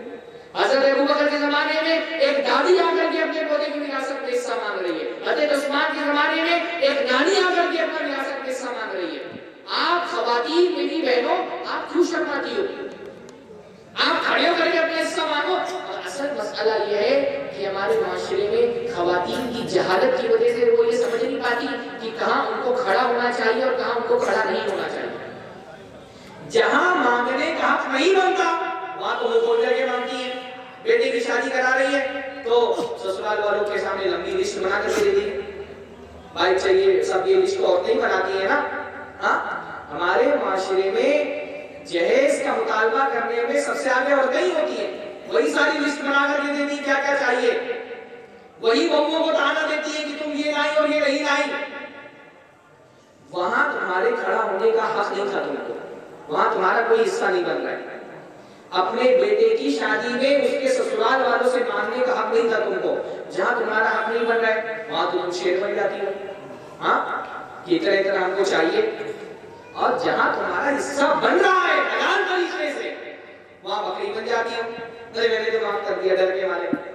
ہاں وہاں کھڑے, عورتوں کو پتا ہی نہیں نا, عورتوں کو پتا نہیں کہ کہاں کھڑا ہونا چاہیے. وہاں کھڑے ہو اپنا حصہ مانگو, کوئی شرم کی بات نہیں اپنا حصہ مانگنا. تو یہ بہت بڑا مسئلہ ہے کہ ہمارے اچھا ایک بات وہ یہ کہتے ہیں نا کہ بھئی عورتیں اس لیے وراثت میں اپنا حصہ معاف کر دیتی ہیں کیونکہ ان کو مال کی محبت نہیں ہے, ان کو اتنا پیسے سے دلچسپی نہیں ہوتی ہے, اس لیے معاف کر دیتی ہے. جھوٹ بات ہے. اللہ تعالیٰ نے قرآن مجید میں فرمایا وَتُحِبُّونَ الْمَالَ حُبًّا جَمًّا, تم لوگ مال سے بڑی محبت کرتے ہو. تو یہ جب کہا تم لوگ مال سے محبت کرتے ہو تو صرف مردوں کو نہیں کہا, مرد بھی مال سے محبت کرتے, عورتوں کو بھی پیسے سے محبت ہوتی ہے. کیا خیال ہے آپ لوگوں کا, ہوتی کہ نہیں محبت عورتوں کو؟ ہاں, عورتوں کو پیسہ نہیں چاہیے ہوتا ہے. عورتوں کو اگر مال سے محبت نہ ہو تو سسرال میں ہونے والے جھگڑے ختم ہو جائیں. سارے جھگڑوں کے پیچھے وجہ تو یہی ہوتی کہ میرا شوہر زیادہ کما رہا ہے, تمہارا کم کما رہا ہے. یہ بات کہنا کہ عورتوں کو مال سے محبت نہیں, اس وجہ سے وہ معاف کر دیتی ہے, جھوٹ ہے. عورتوں کو بھی چاہیے بھائی مال, کیوں نہیں چاہیے عورتوں کو مال؟ کوئی بری بات ہے مال سے محبت کرنا؟ اتنا جتنی انسان کی ضرورت ہے اتنا مال کی چاہت کرنا کوئی بری چیز نہیں ہے. اور ہے عورتوں کو محبت بھائی, عورتوں کو اگر مال سے محبت نہیں ہوتی, آپ دیکھیں گے جتنے مالز میں چوریوں کی ویڈیوز آتے ہیں اکثر عورتیں ہوتی ہیں. ہاں, ابھی دیکھیے امریکہ سے 2 کیسز آئے نا چوری کے, مال میں جا کر کے امریکہ میں جا کے چوری کری, دونوں عورتیں. سب سے زیادہ دکان میں چوریاں عورتیں کرتی ہیں. میں عورتوں کی برائی نہیں کر رہا, میں یہ جو لوگ یہ کہتے ہیں نا کہ عورتوں کو مال سے محبت نہیں ہوتی ہے, ایک کاؤنٹر آرگیومنٹ ان کو دینا کہ اگر عورتوں کو مال سے محبت نہیں ہوتی تو وہ جا کر کے مال میں چراتی. بلکہ اللہ کے رسول صلی اللہ علیہ وسلم جب عورتوں سے بیعت لیتے تھے تو بیعت میں ایک بات کیا کہتے تھے, وَلَا يَسْرِقْنَا, کہ تم وعدہ کرو کہ تم چوری نہیں کرو گے. آدمی بڑا ہاتھ مارتا ہے, وہ کوئی جائیداد ہڑپ جاتا ہے, عورتیں چھوٹا چھوٹا ہاتھ مارتی ہیں. ایسا نہیں کہ مرد بہت شریف ہے ہمارے معاشرے میں. عورتوں کو اصل میں ایکسس ہوتا ہے نا گھروں کے اندر زیادہ اندر تک کے, اس لیے ہر زمانے میں چوری کرنے کے معاملے میں ایک عورتوں کا خاص مزاج ہوتا ہے. مردوں کے معاملے میں چھوٹی چھوٹی چیزیں چوری کرنا یہ عورتوں کے مزاج میں ہوتا ہے بعض بات. مرد حضرات چھوٹی چوری نہیں کرتے, وہ تو پورا بینک لوٹ کر کے لندن چلے جاتے ہیں. ہاں, آدمی لوگ بڑی چوریاں کرتے ہیں, چھوٹی چھوٹی چوری کرنا. آپ دیکھیں اللہ کے نبی صلی اللہ علیہ وسلم کے زمانے میں چوری کا ایک کیس صرف آیا, ہاتھ کاٹنے والا, اور وہ چوری کرنے والی کون تھی؟ خاتون تھی. میں عورتوں کی برائی نہیں کر رہا, میں یہ بتا رہا ہوں کہ عورتوں میں بھی مال کی چاہت ہوتی ہے. یہ کہنا کہ عورتوں میں مال کی چاہت نہیں ہوتی اس لیے عورتیں معاف کر دیتی ہیں, جھوٹ ہے. چاہت ہوتی ہے, ان کو پتا ہے بھائی دینے والا نہیں, یہ اگر دے گا تو رشتے خراب کر کے دے گا, اس وجہ سے بیچاری ڈر کے مارے معاف کر دیتی ہے. اور بھائیوں کو میں یہ بات بتا دوں, وراثت میں حصہ دینا تو ہے ہی ہے. بھائی نے اگر وراثت میں حصہ دے دیا بہن کو تو بہن پر کوئی احسان نہیں کیا. 2-4 کیسز میں نے دیکھے کہ بہن کو حصہ دے دیا, بار بار احسان جتاتے, میں نے تو حصہ دیا, میں نے تو حصہ دیا. ارے بھائی کیا تم نے اپنی کمائی سے حصہ دیا ہے؟ وہ ابا کی کمائی میں دیا ہے, آپ نے اپنا کچھ نہیں دیا بہن کو. بہت سارے لوگ بہنوں پہ احسان جتاتے کہ میں نے تو حصہ دیا تم کو. ارے بھائی وہ جو حصہ آپ نے دیا وہ آپ نے اپنے مال میں سے نہیں دیا, وہ اس کے باپ جیسے تمہارا باپ ہے ویسے اس کا بھی باپ ہے. آپ نے اس کے والد کی کمائی میں اس کا حصہ دے دیا, آپ نے اس پر کوئی احسان نہیں کیا. حصہ دینے کے بعد رشتہ نبھانے کی جو تقاضے ہیں وہ الگ سے آپ کو نبھانے پڑیں گے. یہ نہیں کہ حصہ دے دیا تو رشتہ ختم ہو گیا, حصہ دینے کے بعد رشتہ الگ سے نبھانا پڑے گا. وہ آئے گی آپ کے گھر پہ چھٹیوں میں 10-15 دنوں کے لیے, اس کی خاطر مدارت کرنی پڑے گی, تحفہ تحائف دینا پڑے گا, اس کے ساتھ تعلق اور رشتہ برقرار رکھنا پڑے گا. صلہ رحمی کی جو تقاضے ہیں وہ الگ سے نبھانے پڑیں گے. جو بھائی اپنی بہن کو دھمکی دے کہ اگر ایک مرتبہ حصہ لے لیا تو اب رشتہ نہیں رکھنا ہے, یہ قطع رحمی کے مجرم ہیں, اور قطع رحمی بہت بڑا گناہ ہے. اللہ تعالیٰ نے بہنوں کے ساتھ انصاف کرنے کا, احسان کرنے کا حکم دیا ہے کہ بہنوں کے ساتھ, رشتہ داروں کے ساتھ احسان کرو. احسان کرنا تو بہت دور کی بات, ہم ان کے ساتھ عدل ہی نہیں کرتے. احسان تو اوپر کی چیز ہوتی ہے نا, کسی کا حق دینے کے بعد اور ایکسٹرا دینے کو احسان کہا جاتا ہے. ہم بیچاریوں کو ان کا حق تک نہیں دے رہے. اچھا, for the sake of argument مان لیتے ہیں کہ عورتوں کو مال سے محبت نہیں ہے اس لیے وہ معاف کر دیتی ہے. سوال یہ پیدا ہوتا ہے, اگر آپ کو چیک کرنا ہے کہ واقعتاً عورت کو مال سے محبت ہے کہ نہیں محبت ہے, ایک مرتبہ اس کا حصہ اس کو دے. ہاں, جو بھائی بولتا ہے کہ میری بہن نے اپنی خوش دلی سے معاف کیا ہے, میں اس بھائی سے یہ کہتا ہوں آج پروگرام ختم ہونے کے بعد اپنی بہن کے پاس جاؤ اور ایک بار اس کو حصہ دے دو جتنا اس کا بن رہا ہے, اور 2 سال کے بعد بولو بہن وہ والا تیرا جو حصہ میں نے تجھ کو دیا تھا واپس دے دے تجھے. کیا خیال ہے, واپس کرے گی وہ؟ ہاں, تمہارا دے دو گے نا وہ بھی واپس نہیں کرے گا. عورتوں میں کم لالچ نہیں ہوتا ہے, یہ کہنا کہ عورتوں میں لالچ نہیں ہوتا ہے، تم اپنا حصہ دو گی وہ بھی نہیں کر، کیونکہ جب عورتوں کو موقع ملتا ہے دوسرے کی جائیداد کھانے کا وہ بھی نہیں چھوٹتی۔ میں نے تو کتنے معاملات میں دیکھا ہے کہ بھائی حصہ دینا چاہ رہا ہے بہن کو، اس کی بیوی نہیں دینے دے رہی، بھابھی نے اڑچنیں ڈالی ہوئی ہے کہ نند کو حصہ نہ ملے۔ بلکہ دیکھیے ایک خاص کیس میں بتاتا ہوں آپ کو، اگر کسی آدمی کی صرف بیٹیاں بیٹے نہ ہو تو اس کی وراثت کیسے تقسیم ہوگی؟ اگر بیوی ہے تو 8واں حصہ مل گیا اس کو، مان لو کہ 3 بیٹیاں ہیں تو 3 بیٹیوں کو کتنا ملے گا بتائیے؟ ابھی بتایا نا، اگر ایک سے زیادہ بیٹیاں ہو تو کتنا ملے گا؟ 2/3۔ 8واں حصہ گیا بیوی کے پاس، 2/3 کس کو ملے گا؟ بیٹیوں کو ملے گا، باقی جائیداد کہاں جائے گی؟ بھائی بہنوں میں تقسیم ہے نا، رشتہ داروں میں۔ صرف اگر بیٹیاں ہیں تو بیٹا اگر نہیں ہے تو مرنے والے کی کچھ جائیداد کہاں جائے گی؟ بھائی بہنوں کے پاس جائے گی، بھائی کو بہن کا ڈبل ملے گا۔ آج تک کوئی ایک کیس میں نے نہیں دیکھا جس میں صرف بیٹیاں ہوں اور انہوں نے اپنے ابا کی جائیداد میں اپنے چاچا کو بھی دیا ہو۔ آپ نے دیکھا ہے کیس؟ میں نے تو آج تک کوئی کیس نہیں دیکھا کہ کسی میں، بہت سارے کیسز آئے جس میں مرنے والی کی صرف بیٹیاں تھی۔ ایک کیس میرے پاس آیا، اس میں ایک بیٹی تھی، ایک بیوی تھی اور ایک ہی بہن تھی۔ ہاں تو اب بیوی کو 8واں حصہ مل رہا تھا، آدھا بیٹی کو مل رہا تھا، باقی سارا مال بہن کے پاس جا رہا تھا۔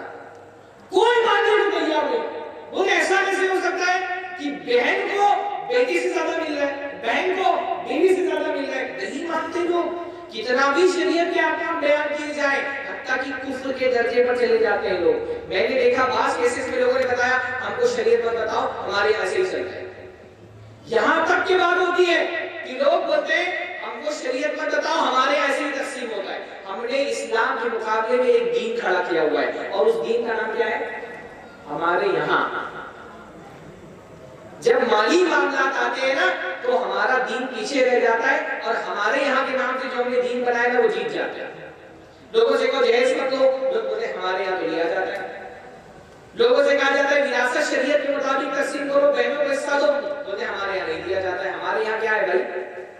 آپ مسلمان نہیں کافی ہیں، اسلام میں تو بہنوں کو زیادہ حصہ ملتا ہے، تو عورتوں کو بھی جب موقع ملتا ہے وہ بھی نہیں چوکتی۔ میں یہ اس لیے بتا رہا ہوں کہ اگر آپ واقعتاً سچے اس دعوے میں نا کہ آپ کی بہن نے خوشدلی سے معاف کر دیا، آپ 2-1 مرتبہ سے دیکھو واپس کرتی نہیں واپس کرتی ہو۔ اچھا ٹھیک ہے، مان لو کسی عورت کو نہیں چاہیے حصہ، اس کو نہیں مال سے محبت ہے، تو وہ ہمیشہ بھائی کو ہی کیوں دے گی اپنا حصہ؟ بھائی اگر واقعتاً اس کو اپنا حصہ نہیں چاہیے تو اپنا حصہ اپنے شوہر کو دے گی نا۔ ایک عورت اپنے شوہر سے زیادہ محبت کرتی ہے، اپنے بھائی سے زیادہ محبت کرتی ہے۔ نارمل کیا ہے؟ آپ کا اپنی بیویوں کے بارے میں کیا خیال ہے؟ یہ تو نارمل بات ہے، 2-4 کیسز چھوڑ دے تو سب کو یہ پتا ہے کہ بھائی شوہر سے زیادہ تو بھائی سے محبت نہیں ہے۔ تو اگر واقعتاً اس کو خوش دلی سے اپنا حصہ کسی کو دینا ہوگا تو بھائی کو کیوں دے گی؟ شوہر کو دے گی۔ اچھا شوہر کو نہیں دے، اپنی دوسری بہن کو دے دے۔ مان لو کہ شوہر سے محبت نہیں کرتی ہے، اپنی اولاد سے محبت ہوتی ہے نا، اگر وہ خوش دلی سے ہی اپنا حصہ کسی کو دینا چاہ رہی ہے تو شوہر کی بجائے اپنی اولاد کو دے گی نا وہ۔ میں نے کتنے کیسز دیکھے واللہ اپنی آنکھوں سے، باپ کی کروڑوں کی جائیداد تھی،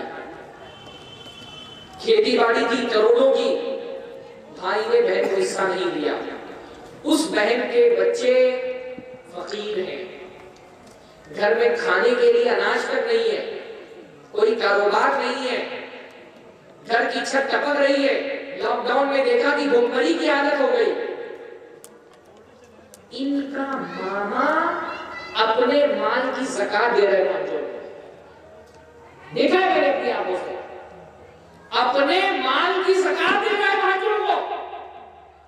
اللہ کے بندے زکات سے پہلے ان کی ماں کا حق دے دو، اس کو، اس کی ماں کا حق دے دو گے وہ خوشحال ہو جائے گا۔ حق نہیں دے رہا، زکات دے رہے۔ اپنی بہن کو میں نے دیکھا مصیبت میں آگے زکات دے رہے لیکن اس کا حصہ نہیں دے رہا، اس کو حلال نہیں تمہارے لیے، اللہ تعالیٰ کا پکڑ ہوگی تمہاری۔ بارک اللہ فیک۔ تو یہ بہانہ بنانا کہ ہماری بہنوں نے معاف کر دیا، واضح ہو گیا نا یہ جھوٹا بہانہ ہوتا ہے، یہ جھوٹ ہے. بہنیں خوشدلی سے معاف نہیں کرتی، ان پر دباؤ ڈال کر کے معاف کرایا جاتا ہے. کبھی سماجی دباؤ ہوتا ہے، کبھی بھائی کی طرف سے واضح طور پہ دباؤ ہوتا ہے، کبھی ایموشنلی بلیک میل کیا جاتا ہے. میں نے دیکھا ہے نا جن گھروں میں والد کی وفات ہوتی ہے نا بڑا جذباتی ماحول ہوتا ہے. خاص طور پہ ایک عورت کے لیے باپ کی وفات بہت بڑا جذباتی صدمہ ہوتا ہے، اس پر ٹوٹ جاتی ہے. عورتیں تو بہت جذبات میں ٹوٹی ہوئی ہوتی ہیں، لیکن میں نے دیکھا ہے کہ اس وقت بھائیوں کا دماغ بہت تیز چل رہا ہوتا ہے. ابا کی وفات ہوتے ہی سارا سیٹ ہونے لگتا ہے ان کے دماغ میں کہ یہ اچھا موقع ہے بہنوں کو جذباتی طور پہ بلیک میل کرنے کا، اور اسی جذباتی حالت میں آ کر کے بہنوں سے سائن لے لیتے ہیں. یہ تو میں اس جائیداد کی بات کر رہا ہوں جو پراپرٹی کی شکل میں ہوتی ہے. باقی دوسرے کا میں نے کتنے کیسز دیکھے، لاکھوں روپے تھے بچے کے لڑنے والے کے اکاؤنٹ میں، بیٹے نے پورا نکال لیا، وہ کسی کو نہیں دے رہے. اور اس میں بہت بڑی مجرم خود معاشرے کی خواتین ہیں. بہت سارے کیسز میں نے دیکھا ہے کہ ماں جان بوجھ کر کے چاہتی ہے کہ بیٹے کی جگہ بیٹی کو وراثت میں حصہ نہ ملے. ماؤں کی دباؤ ہوتا ہے، ماں دباؤ ڈالتی ہے بیٹی پر کہ تو وراثت میں حصہ مت دو، اور بیٹوں پہ دباؤ ڈالتی ہے کہ بیٹی کو وراثت میں حصہ مت دو. ایک نہیں سینکڑوں کیسز میرے پاس آئے ہیں جہاں ماں دباؤ ڈالتی ہے، مائیں دباؤ ڈالتی ہے کہ بیٹی کو حصہ مت دو وراثت میں. اللہ کی بندیوں، یہ جو آپ اپنے بیٹوں پہ دباؤ ڈالتی ہو کہ بیٹیوں کو جائیداد میں حصہ مت دو، آپ بیٹوں کی خیر خواہ نہیں ہیں.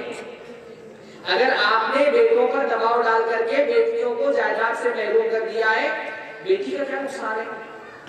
لاکھ 2 لاکھ کروڑ 2 کروڑ کی جائیداد ان کو دنیا میں نہیں ملی، لیکن جن بیٹوں کو آپ نے حرام کھانے پر ابھارا ہے نا، یہ بیٹے آپ کے دباؤ کی وجہ سے جہنم میں جائیں گے. آپ کے دباؤ سے بیٹی کا صرف دنیاوی نقصان ہوگا، بیٹی کی آخرت آپ تباہ کر رہے ہیں اگر آپ اپنے بیٹے کو مجبور کر رہے ہیں. اس لیے جو لوگ اپنے بیٹوں سے محبت کرتے ہیں ان کو اپنی زندگی میں ہی یہ نصیحت کر دینی چاہیے کہ میری وفات کے بعد میری جائیداد شریعت کے مطابق تقسیم کی جائے. اگر واقعاً آپ کو اپنے بیٹوں سے سچی محبت ہے، ورنہ آپ کے بیٹے آپ کی بیٹیوں کی جائیداد کھا لیں گے اور کھا کر کے جہنم میں جائیں گے. کون چاہتا ہے کہ اس کا بیٹا جہنم میں جائے؟ نہیں چاہتے ہیں نا. تو آپ کو کیا کرنا ہے؟ بیٹوں کو نصیحت کرنی کہ بھائی میری وفات کے بعد جو بھی میری جائیداد ہو اس میں بیٹیوں کا جتنا حصہ بن رہا ہے اتنا حصہ ان کو دو. آپ نصیحت کر دو گے تو آپ کی پکڑ نہیں ہوگی، ورنہ آپ بھی پکڑے جائیں گے. اچھا آخری بات یہ، ہمارے یہاں بہت سارے لوگ یہ کہتے ہیں کیونکہ بیٹیوں کو جہیز میں اتنا سارا مال دے دیا تھا لہٰذا وراثت میں ان کا کوئی حصہ نہیں بنتا ہے. اس بہانے کا بھی جائزہ لے لیتے ہیں. پہلی بات تو یہ ہے جہیز دینا حرام ہے، جہیز دینا حرام ہے، جہیز دینا حرام ہے. یہ رشوت ہے، یہ باطل طریقے سے ایک دوسرے کا مال کھانا ہے. یہ بات بالکل واضح ہے، اس کی تشریح کا موقع نہیں، ورنہ میں وضاحت کے ساتھ بتاتا کہ جہیز کے نام پر جو بھی مال دیا جا رہا ہے، لیا جا رہا ہے، وہ حرام ہے.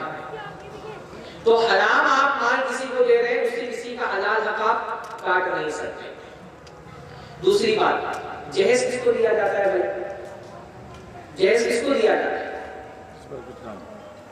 لڑکی کو یا داماد کو؟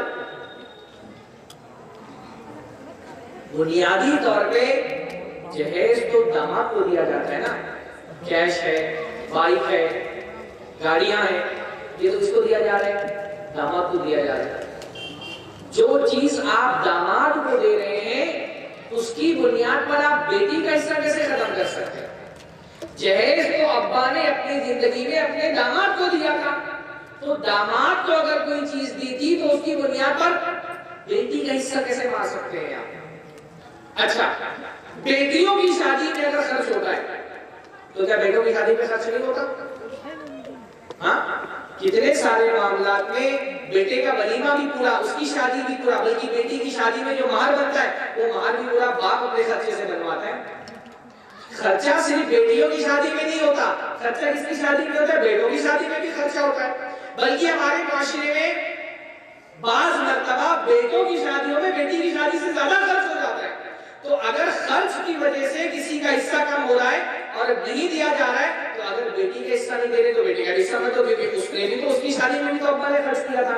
بلکہ صرف شادی نہیں، ہمارے معاشرے میں عام طور پہ دیکھا گیا ہے بیٹوں کی تعلیم پر گھر والے زیادہ خرچ کرتے ہیں بیٹیوں کی بنسبت.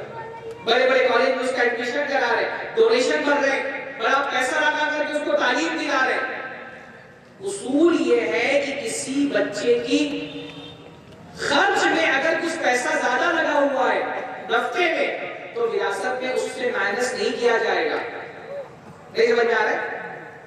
اگر کسی بچے کی ضرورت کی وجہ سے اس پر زیادہ پیسہ خرچ ہو گیا تو وہ وراثت میں مائنس نہیں ہوگا۔ مان لیجیے میرے دو بیٹے، ایک بیٹا میرا انجینئر بن گیا، ایک بیٹا ڈاکٹر بنا۔ ایک بیٹے کے اندر صلاحیت تھی، ڈاکٹر بن سکتا تھا، تو میں نے اس پر زیادہ پیسہ خرچ کیا، اس کو ڈاکٹری پڑھانے کے لیے زیادہ ڈونیشن دیا، اس کی تعلیم پر زیادہ خرچ آیا۔ انجینئر پر اتنا خرچ نہیں آیا۔ تو اب کیا یہ جائز ہے کہ میری وفات کے بعد جب میرے بیٹے آپس میں بیٹھے تو یہ بولے کہ ابا نے کیونکہ تم کو پڑھانے میں زیادہ پیسہ لگایا ہے لہذا وراثت میں تم کو کم ملے گا؟ جائز ہے؟ نہیں جائز ہے نا۔ کسی پر ہونے والے خرچ کو وراثت میں مائنس نہیں کیا جائے گا۔ تو مان لو کہ لڑکی کی شادی میں خرچ آیا ہے تو یہ کیا ہے؟ یہ نفقہ ہے۔ اگر کسی کا نفقہ زیادہ ہے تو وراثت میں اس کو محروم نہیں کیا جا سکتا۔ کوئی دنیا کا عالم یہ فتویٰ نہیں دے سکتا کہ کسی لڑکی کو اس وجہ سے وراثت سے محروم کر دیا جائے گا کیونکہ اس کے باپ نے جہیز میں یا شادی میں خرچ کیا۔ تو لہذا یہ ایک بہانہ تو ہو سکتا ہے اپنا منہ لوگوں کے سامنے دکھانے کے لیے، لیکن شریعت میں اس بہانے کی کوئی حیثیت نہیں۔ دنیا کا کوئی عالم مستند معتبر یہ نہیں کہہ سکتا کہ جہیز کی وجہ سے لڑکیوں کو وراثت سے محروم کیا جا سکتا ہے۔ اللہ تعالیٰ ہماری حالات کی اصلاح فرمائے، اللہ تعالیٰ ہم کو سچا پکا مسلمان بنائے، اپنی بہنوں کو جائیداد میں حصہ دے لیکن انشاءاللہ آئے اور مثال کہ بھئی اہل حدیث ہے جو الحمدللہ صرف نماز میں اللہ کے نبی کی سنت کی اتباع نہیں کرتے، وہ سماج میں بھی نبی کی سنت کی اتباع کرتے۔ قائم کریں مثال، اہل حدیث صرف نماز سے نہیں پہچانا جانا چاہیے کہ وہ اہل حدیث ہے، اہل حدیث سماج میں بھی پہچانا جانا چاہیے کہ وہ اہل حدیث ہے۔ اور ماشاءاللہ ہمارے بہت سارے اہل علم میں جانتا ہوں، کئی علماء کو میں جانتا ہوں الحمدللہ جنہوں نے جائیداد میں اپنی بہنوں کو حصہ دیا۔ میرے بھائیوں ایک بات آخری میں بولتا ہوں، اپنا کمایا ہوا مال اگر کسی کو دینا ہو اور تکلیف ہو رہی تو بات سمجھ میں آتی ہے نا کہ میں نے بڑی محنت سے کمایا تھا اب میرا مال مجھے اپنی بہن کو دینا پڑ رہا ہے۔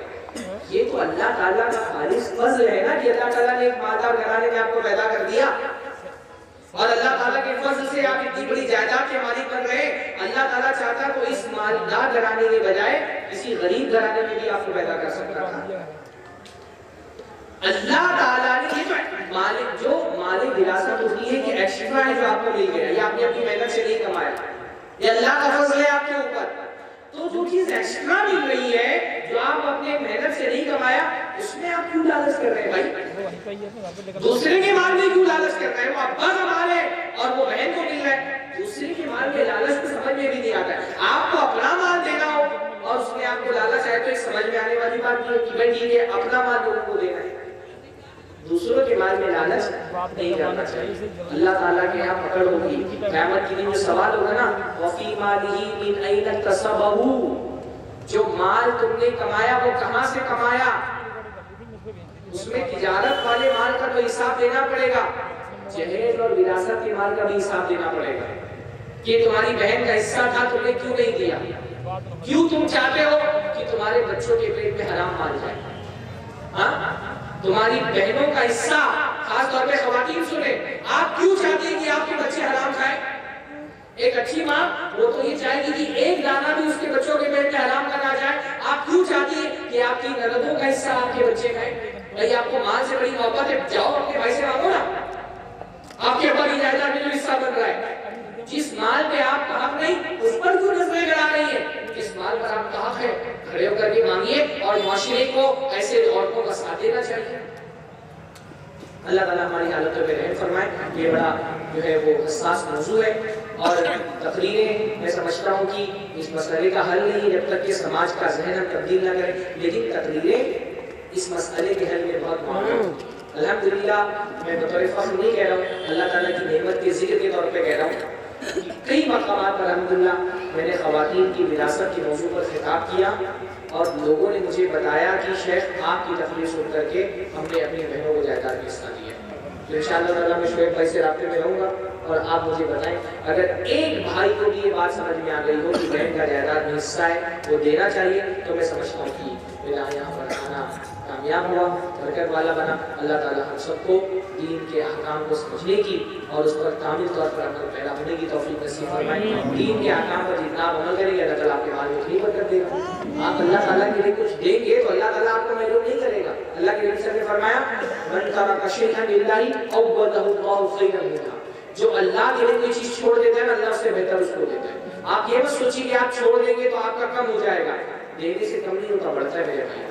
اگر آپ اللہ کے در سے اپنی بہن کو جائیداد میں حصہ دے دیں گے نا انشاءاللہ تعالیٰ اللہ تعالیٰ اس کا بڑھا کر کے اور زیادہ آپ کو دے گا۔ رزق دینے والا کون ہے؟ اللہ ہے نا۔ اللہ تعالیٰ کے وعدے پر آپ کو یقین ہے نا، اگر آپ رزاق کے لیے بہن کا حصہ دیں گے رزاق اپنے رزق سے آپ کو محروم نہیں کرے گا، اس سے بہتر آپ کو بڑھا کر دے گا۔ السلام علیکم ورحمۃ اللہ وبرکاتہ۔